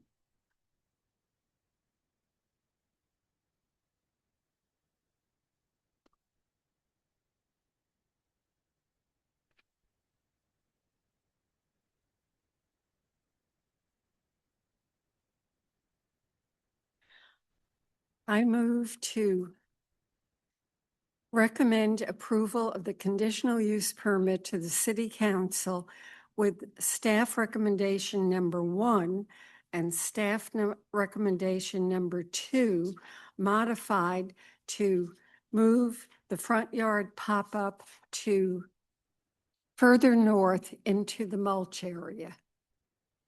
Second. All in favor? Aye. Opposed? Okay, Thank you. we'll move on to the architectural review now. So the exterior of the pool house would comprise white board and batten, white doors, white windows. Most of the structure's roof would be asphalt shingles, and the patio roof would be metal. The architecture review guidelines require that at least 75% of the facade comprise primary materials such as brick. Board and batten is considered a secondary material. The structure would be located in the northwest corner of the property, shielded to the west by the garage and to the south by the house and landscaping. To the east are existing trees, and then 13 new arborvitae trees are proposed to the north, and they would reach about 6 feet tall. To the north is a parking lot in the Washington University Catholic Student Center. Although the structure would be somewhat visible, much of it would be screened from adjacent properties. Additionally, both the house and garage have a strong brick presence, maintaining the strong character of brick on the property. Therefore, staff are of the opinion that the structure would not impact the character of materials nearby. Staff recommend approval as submitted. Okay. Comments? So this pool house is for a young family. They have 2 children. They love being outdoors. They have a kind of tricky lot. It's long and thin. The house is Georgian style and the front door addresses the parking lot. So it doesn't have a strong street presence beyond the fact that it is heavily planted towards the front. There's an existing enclosed porch on the east-hand side that is wood and painted white that we are trying to reference. As you can see, the existing garage was probably built or designed in the 80s or 90s. It has a non-conforming roof pitch, and the broad face of that gable is facing the street. The purpose of this design is to minimize the impact of that asphalt shingle roof, to also match the existing ridge and eave heights. So there is some architectural continuity, but then also bringing in some of the more favorable elements of the Georgian design of the existing house. Into materials. So for majority, oh, I can. Okay. For the majority of the roof, it's asphalt shingles to match the existing one. It's kind of a bluish slate gray. And then for our portion of very flat, at the covered porch, we'd have a metal roof in a similar gray to match the asphalt shingles. We would match the faux eave tails at the garage with the enclosed porch. We would have some clerestory windows up high to provide some additional light and to break up that monolith of a roof. And then also below, we would have lighted doors with transoms and mullions to match the existing house. The other materials, so as we mentioned, the exterior is board and batten. So we would use the large architectural panels. So we would have not quite the more standard 16 and 24-inch separations. These would actually be more like 4 feet separations. And that would be in, like I said, in a white to match the existing house. It would be made of James Hardy architectural panels, so nice and durable. And then for the covered porch, I know it's showing very yellow in this photo, but actually it would be a travertine, warmer than this, lighter than that. And then the pool itself would be a typical blue, sorry, I should have updated this, a typical blue pebble check. And then along the waterline tile, we have a pretty simple dark blue, a vertical tile, mostly to just make the pool seem darker, more historically appropriate.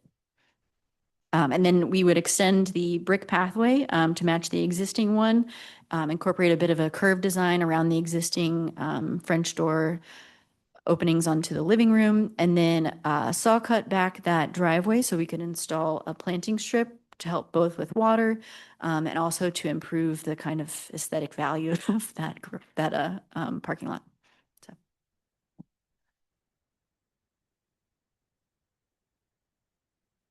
I really like it. Thanks. The the board and batten material seems to relate to the garage doors very well. The proportions, I think, are beautiful. I like the clerestory window. The materials look good. It just has a very warm, inviting feeling, the whole thing. I don't have a problem with it. Maybe someone else does. Helen? No, I don't have a problem either. I like the way it's set in front of the garage a bit and keeps the ridge line of the garage, and it's almost the same size as the garage. If you had tried to do it in brick, which our rules do require, it wouldn't work. It really looks good. The windows, yes, they duplicate the garage windows. I think my only question is, where is the pool fence?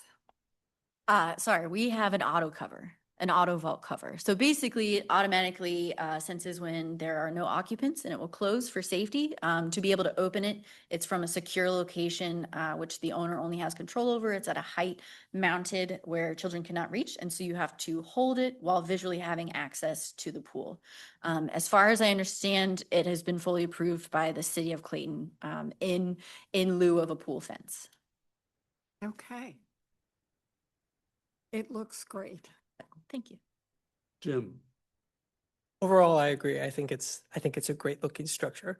The only thing I kind of batted around in my head is, if maybe just on that southern face there was brick. I'll take Helen at what she says that that will work. It's not something I strongly considered, and I think even no matter what material you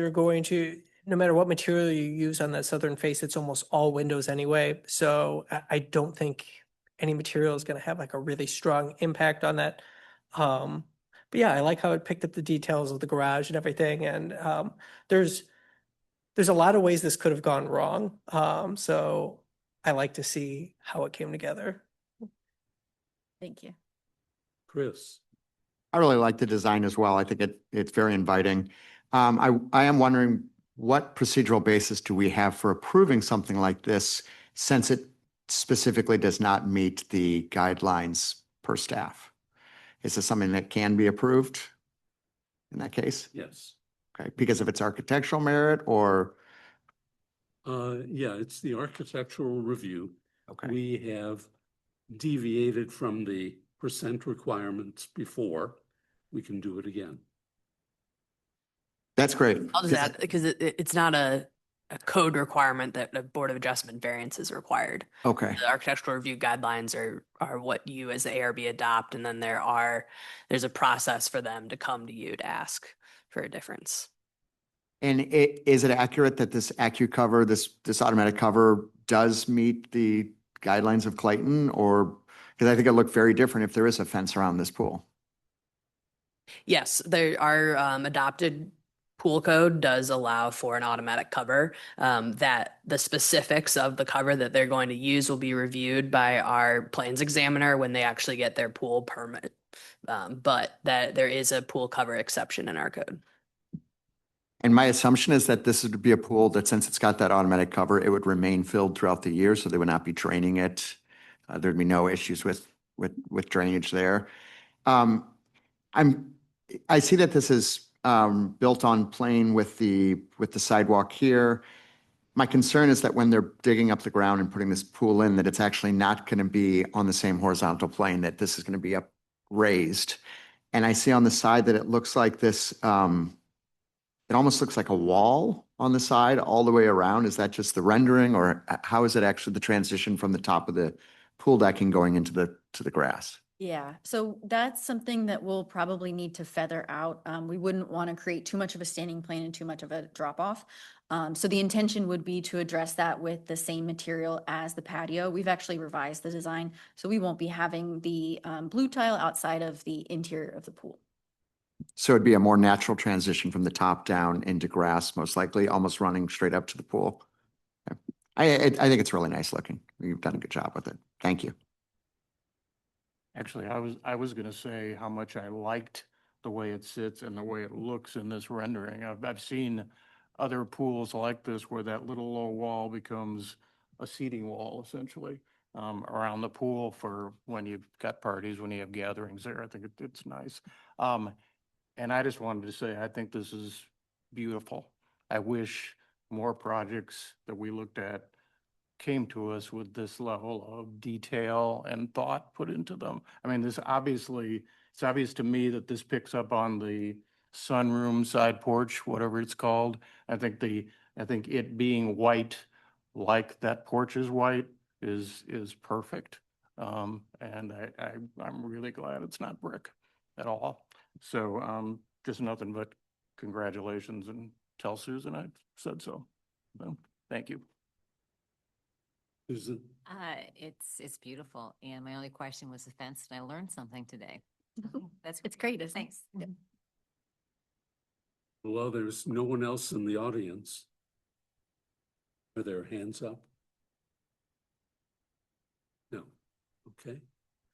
Well, we do have a staff recommendation to approve as submitted. I don't think we have any changes. No. I move to approve as submitted. Second. All in favor? Aye. Opposed? Okay. Thank you very much. Thank you for the good detailed drawings. And when will they be putting it in?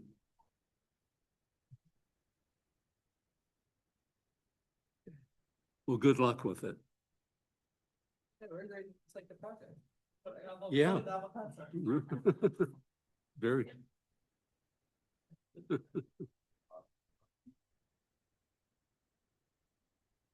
Okay, we are down to 48 Arundel Place is the, I believe I saw them online. Yeah.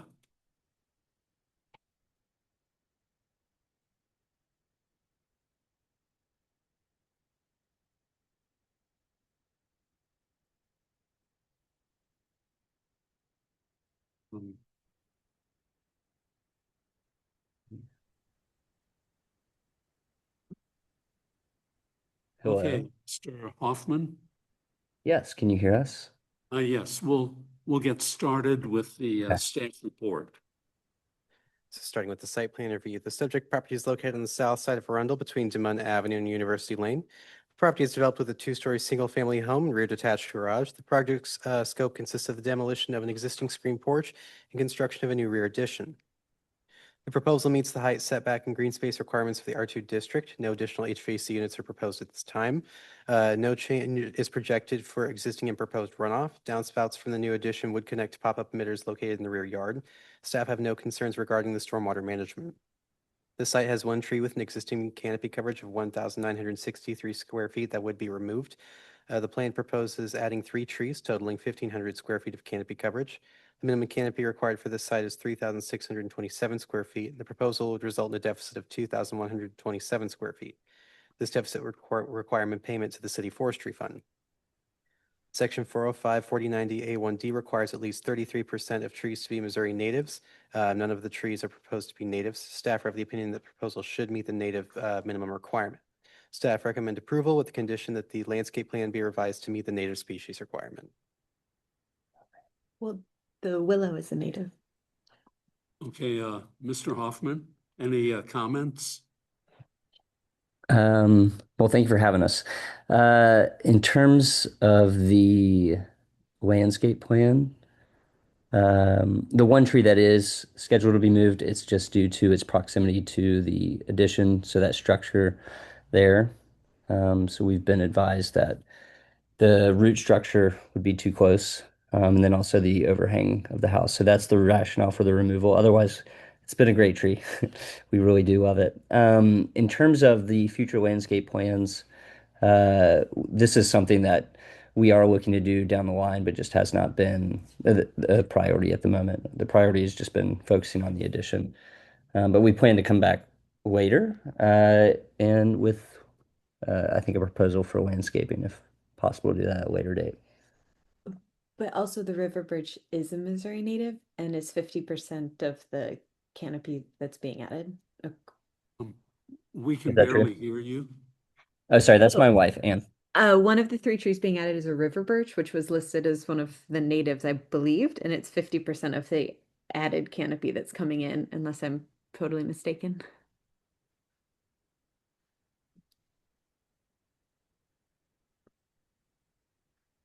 The native count that staff reviewed was just based on the tree chart that was provided in the landscape review.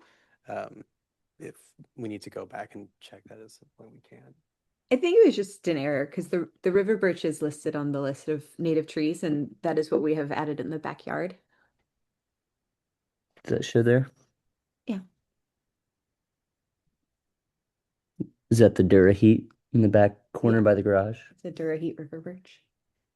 If that is the case too, then you could still approve with the staff recommendation, and that proposal would meet the recommendation. We would just need to check and see if there was an error in the tree chart and if that does meet the native species requirement. Okay. Okay, yeah. Right now it should be 50% of the canopy coverage being added is native. Okay, so we could do that and it would be checked. Yeah, so Ryan is saying, if you approve with the condition right now, we'll make sure to verify with our contracted reviewer who did landscape architect who did the review. Okay. If the current plan actually should be compliant or not, and we can move on from there. Okay.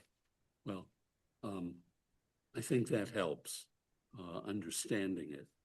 Okay, so as far as the site plan review goes, I think the proposed drainage seemed okay when I read it. It's virtually no change. Is that correct, Mr. Hoffman?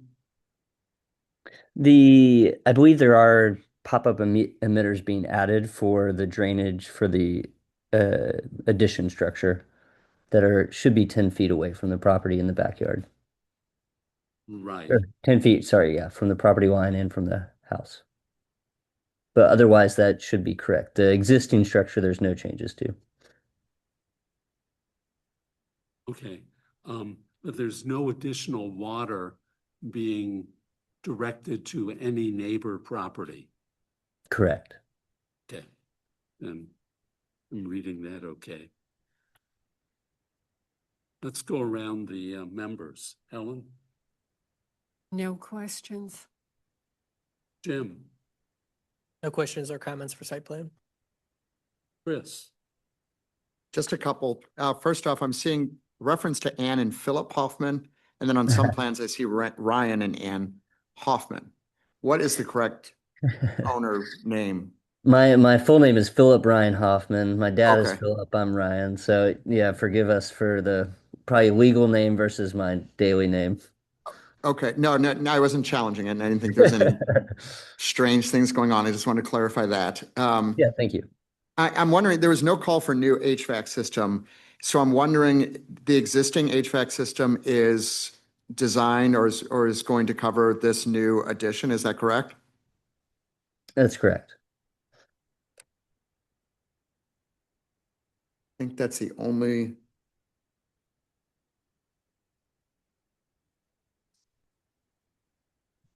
In regards to the lighting, there was call out for 75 watts or less. And I just wondered if we could get more specific down the road in terms of directional of the lighting, the warmth of the lighting. I mean, 75 watts seems very broad. It's certainly not a condition not to approve, but I'm just hoping that we can get more specificity in regards to that down the road. That's it. I think it looks awesome, by the way, but we'll talk about that in architectural review. Oh, great. Thanks. And sorry, for the lighting specifically, are you referring to outdoor lighting? Or was there specific lighting elsewhere, just so that we can make note of it? No, I believe it was the exterior lighting called out for. I saw it on one of the schedules, but I have a hastily scribbled note that I then typed without referring. So I'll look through here and if I can find it specifically, I'll readdress it here. Okay. Say again? Where it just says 75%. Yeah. It's on page 3 of the report. document. You're right.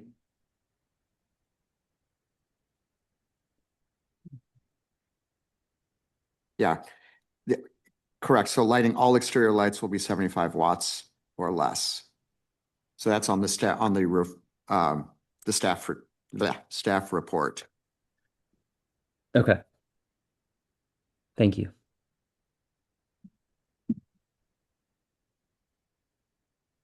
Anything else, Chris? No, nothing further. Oh, Jeff? Thanks.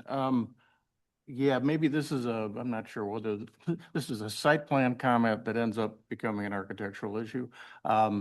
The only thing I would say is that the mass of the addition, given how far, I'm trying to figure out which direction is which here, but given the closeness of the facade of the addition to the existing side facades of the building, do make it relatively visible from the street. I was a little surprised when I went over and looked at it. So I think somewhere in your presentation here, it says you won't see this addition from the street. I don't think that's true at all. I think you'll see quite a bit of it because of its width in the back. So that's really just a comment, not a question. And I guess it'll relate more to when we're talking about the architecture of it later on. Thanks. Okay. Susan?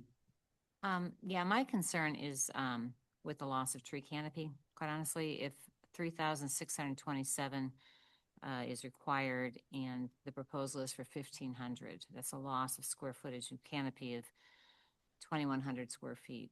I don't know if there's somewhere else you could look at planting some trees to replace that canopy, or what you've considered on that. To be honest, our current tree is it's a 100-year-old sweet gum. It's enormous and it would be almost impossible to really replace it. Given the size of the lot, we thought what will grow into a medium in the back and 2 smalls in the front was reasonable. But yeah, again, if you want more, we can try to add more. It's just, we're never going to be able to reach that canopy coverage from that enormous sweet gum that's coming down. Right, so something closer. That the area is the city's goal for that area is a canopy of 46%, which I don't think we have. Right. And just if there's something 1,500 square feet, it's just a lot less than the 3,600 that's required. Anything that might get closer, I think, would be very helpful. Because I know that the section far at the front near the street it'll be a full-grown maple, so we've been told we don't have space to add anything up there either. I don't know, do you have any other place? It's possible there along I think it's the eastern fence that we share with the neighbor in the backyard by the river birch or the Durahit, if it extends up along that eastern fence.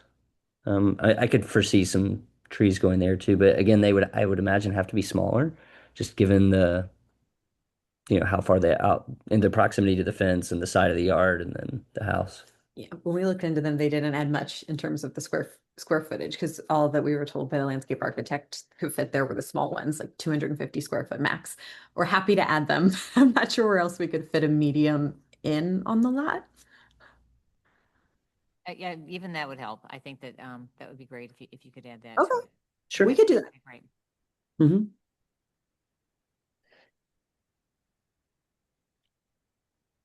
Any other comments on the site plan review?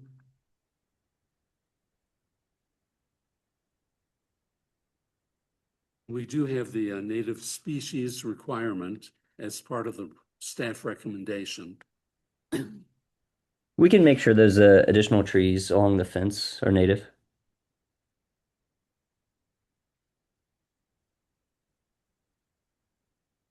Along the east side? Correct. I think that's the east, right? Yes. The eastern side to the top of the drawing there. Yes, Mm-hmm. because you're on the south side of Arundel, correct? That's correct. Okay. Yeah, than it would be on the east. Yeah, Okay. we can add those there. I'm comfortable with that. Any comments? No? Okay. Proceed.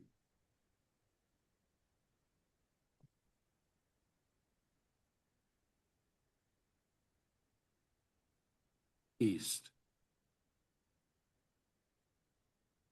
Okay, I move to approve as submitted with the staff recommendation and an additional recommendation that a native species required tree will be added on the east side. Second. All in favor? Aye. Opposed? Okay. That was site plan review. Now we'll move into the architectural review. Ryan? Additions vary in size and materials and are often located in the rear or upper levels of existing structures in the Hillcrest neighborhood. The house on the subject property is 2 stories and has a Tudor revival design. Materials include the primary use of red brick with white stucco located on the front roof gable. The proposed addition would reach 2 stories and align with the height of the existing house, and it would comprise of gray board and batten siding and black windows. The massing of the addition is located at the rear of the house and would not extend beyond the existing height or width of the structure. The current rear massing is shallower than that of many of the surrounding properties, so although the addition would increase the mass of the rear of the house and introduce siding, it would remain consistent with the massing of additions found throughout the surrounding area. It would also not project beyond adjacent structures, limiting its overall visual impact. The architecture review guidelines require at least 75% of each facade to comprise of a primary material. The side facades would decrease from almost entirely brick to approximately 60% brick, while the rear facade would become approximately 90% siding. The board and batten siding has a vertical design reflective of elements found on the front facade. Staff are of the opinion that the massing, extensive use of windows, vertical board and batten design are likely to limit the visual impact of the addition and maintain compatibility with the existing structure and surrounding area. Staff recommend approval is submitted. Okay, any comments? Anne or Ryan? I'm not sure if everyone had a chance to look at I think I attached an additional PDF just stating the vision for the home. Our vision, our obsession for many years has been what many 19th century London Victorians have done with a traditional facade on the front and then a very modern rear extension on the back to accommodate 21st century living styles. And for our growing family, we have 3 young kids. We love the concept of an open floor plan on the downstairs with light filling the room and then just an easy step out to the backyard where the kids are playing. So we also just love the idea of it being in and out as much as possible, and so want that ease of access.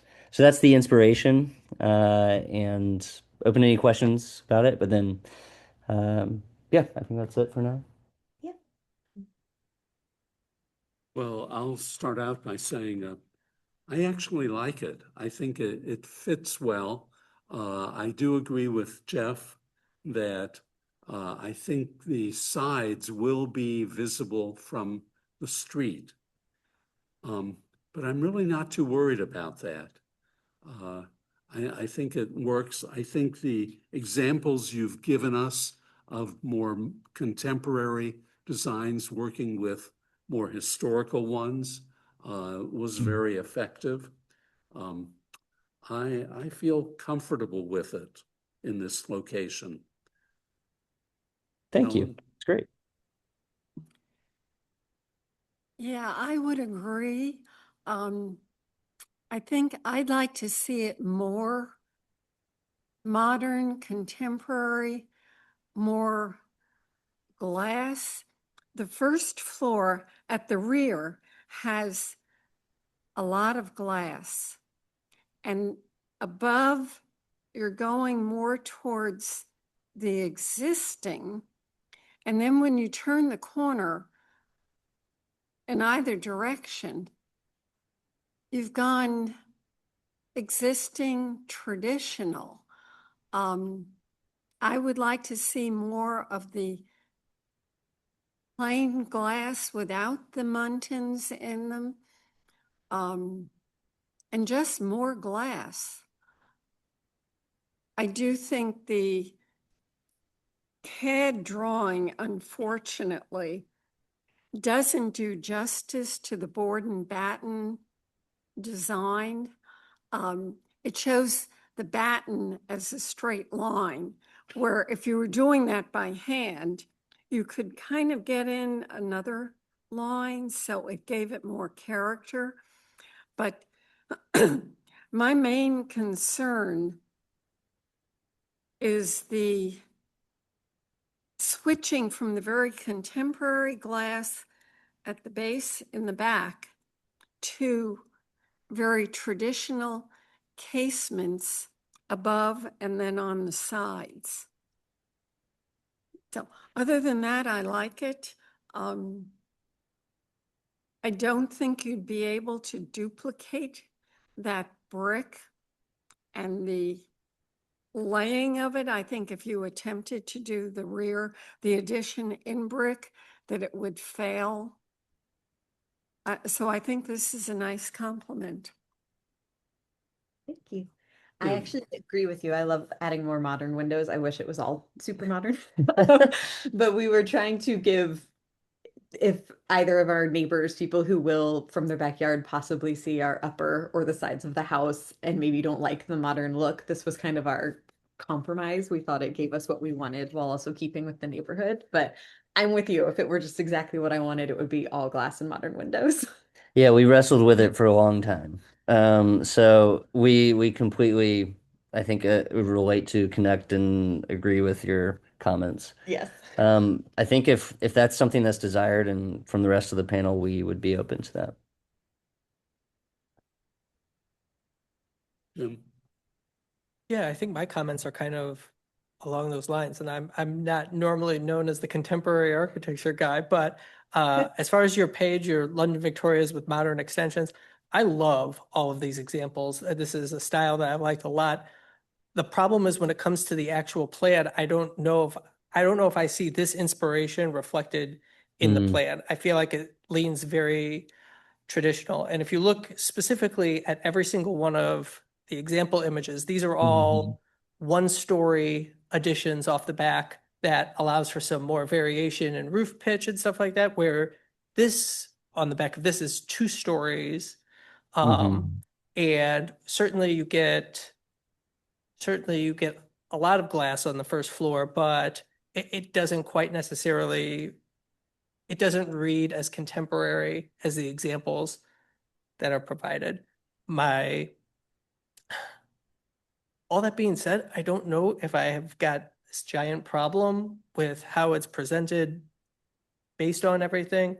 But I also worry a little bit about precedent of additions of basically just a large 2-story board and batten hardy on the back, because I could see something, if that being allowed, kind of a lather, rinse, repeat that we see in the future. And I know with other times we've kind of strayed from material examples where there isn't something like kind of truly novel being presented, then we see copycats of that right away. And I think that's the only thing, that's one of my main worries, is that we just see these foolhardy extensions that go on to drive the cost down. If it was more like some of the example images and truly a contemporary addition onto the back, I think I'd feel stronger about supporting it, knowing that it doesn't meet the city's material requirements.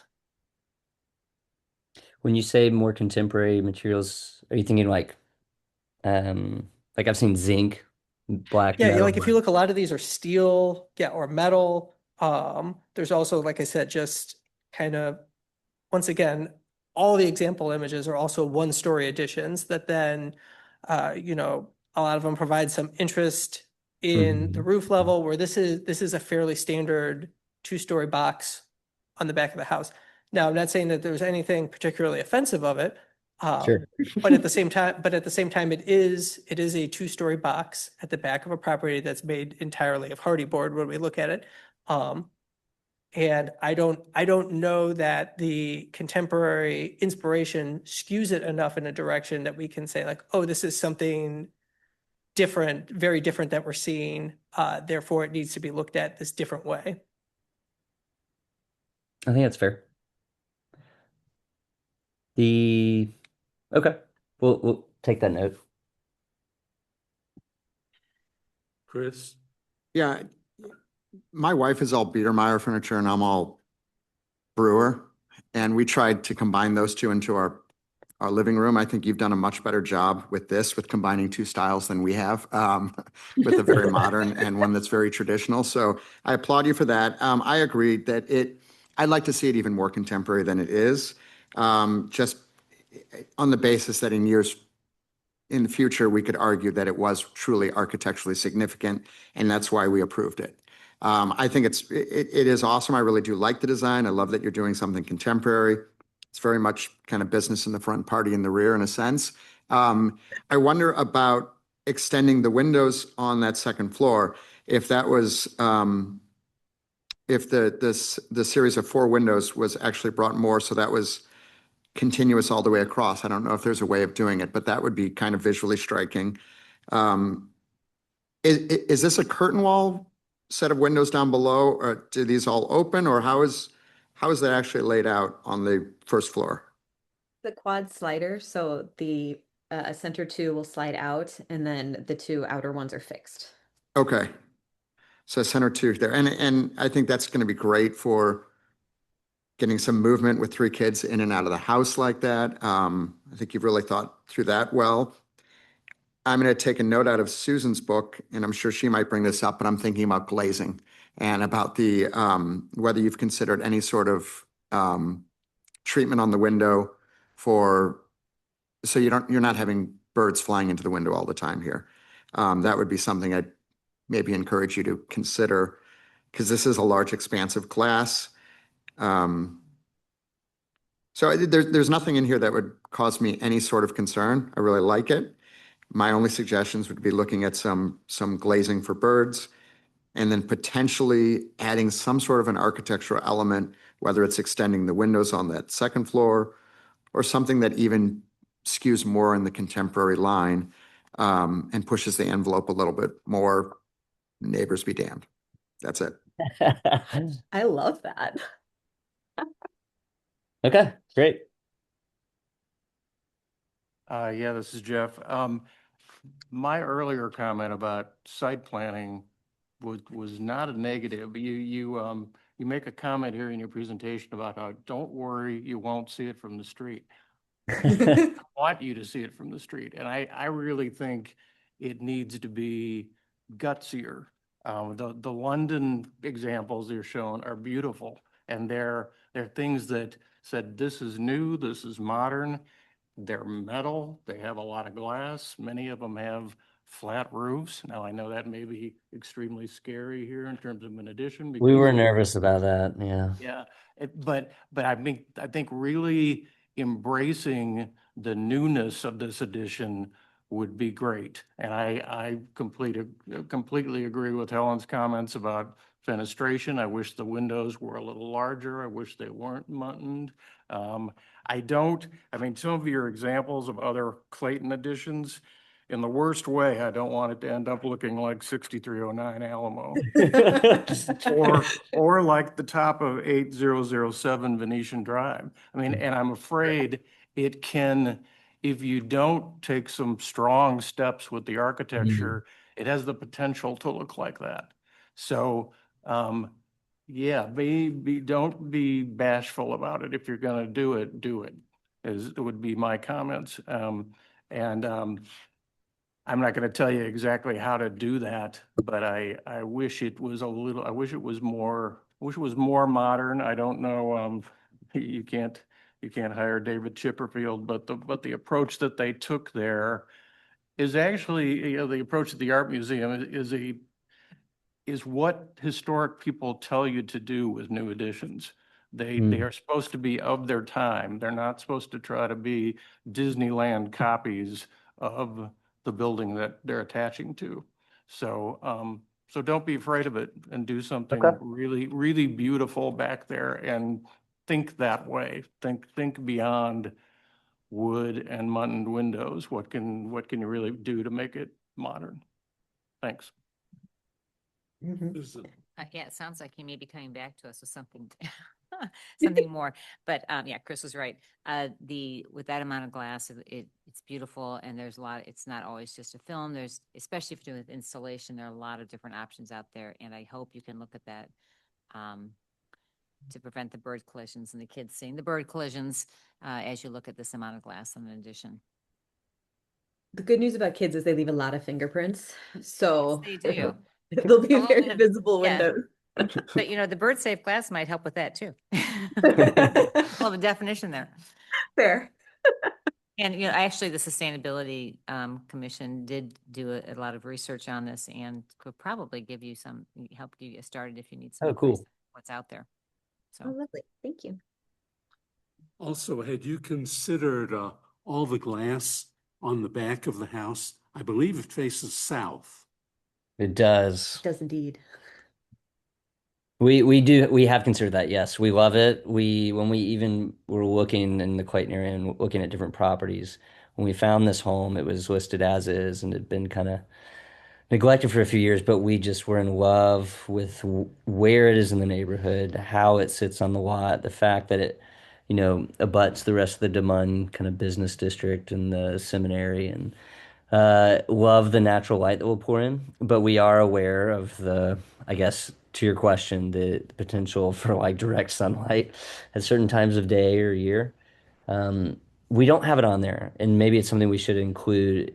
It sounds like we should come back to you with a more bold vision, but it's something of an awning above it just to help shade. I'm not sure if that's where you were leading, but we were Yes, thinking it along. was. In fact, when I first looked at it, I thought it could be very nice if the second floor overhung the first floor, giving it some more definition and some shading. But now, if you're actually looking for more glass on the second floor, then the roof could come out and give some shading also. If that were the case, you might want to consider a low slope roof that doesn't really replicate the existing house roof. And it could all become very, very different, similar to what we've seen in your examples. Yeah, we're open to that. Ryan would love a low slope roof. He's been fighting for it forever, but there's been concerns about Drainage, and all snowpack, yeah. all those things. We're really not trying to redesign it, but give you some ideas, because it sounds like you might be willing to come back.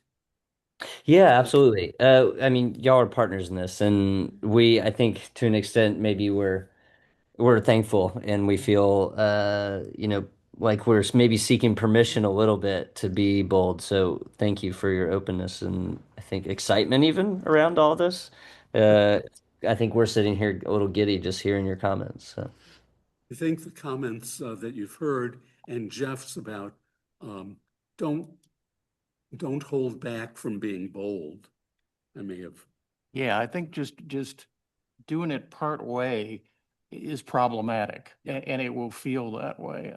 There's some other things to think about with bird frit, for instance, on glass. That can also help with shading on southern glass. So you can, terrible metaphor, kill two birds with one stone. But you can get shading in the glass and at the same time make it safer for the birds. There's also a nice line here on the front of the house where at the bottom of the timbering basically from the Tudor house, that lines up almost exactly with where you're putting the head of the windows on the back of the house. That could be an overhung canopy, or as Steve said, the second floor coming out to that point. So you could pick up a little bit on the massing of the house, but in, again, a really modern way. So I like that. giving you too many, I agree, we shouldn't try to redesign it for you, but just, try to make something as beautiful as some of the pictures you're showing us. Sure. Okay. We're trying to loosen up your thought process. Happy to oblige. Okay. Any other comments from the ARB? No? Any other comments from you online? No, just sorry we couldn't be there in person. We were out of town on vacation planned, so thank you for having Zoom as an option. Well, I think we're excited about this, and we'd like to see where it's going next. Okay. So, my recommendation, if you were to agree, is that we continue this to a future meeting. Sounds great. Can I ask what that typical process looks like? Is it where we just need to reapply once we have the updated plans or submit it to the portal? You don't need to reapply. You can just, whenever you have your revisions, upload them on CitizenServe and we'll automatically get a notification that there's something new to review and we'll check in with you. Okay, great. Ryan, do we have a date issue on that? They'd be subject to the standard 60-day timeline. If they want more time, I'll of course follow up with them tomorrow and, we can talk about the waiver options. If they feel like they're going to come back within 60 days, we can, address that there. Okay. Okay, I move to continue to a future date to be determined. Second. All in favor? Aye. Opposed? Okay, well, we will look forward to seeing you in the near future. Wonderful. Thank you so much for your time. You're welcome and good luck. Thank you.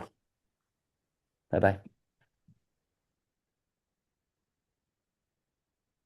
I think that's brought us to the end of the agenda.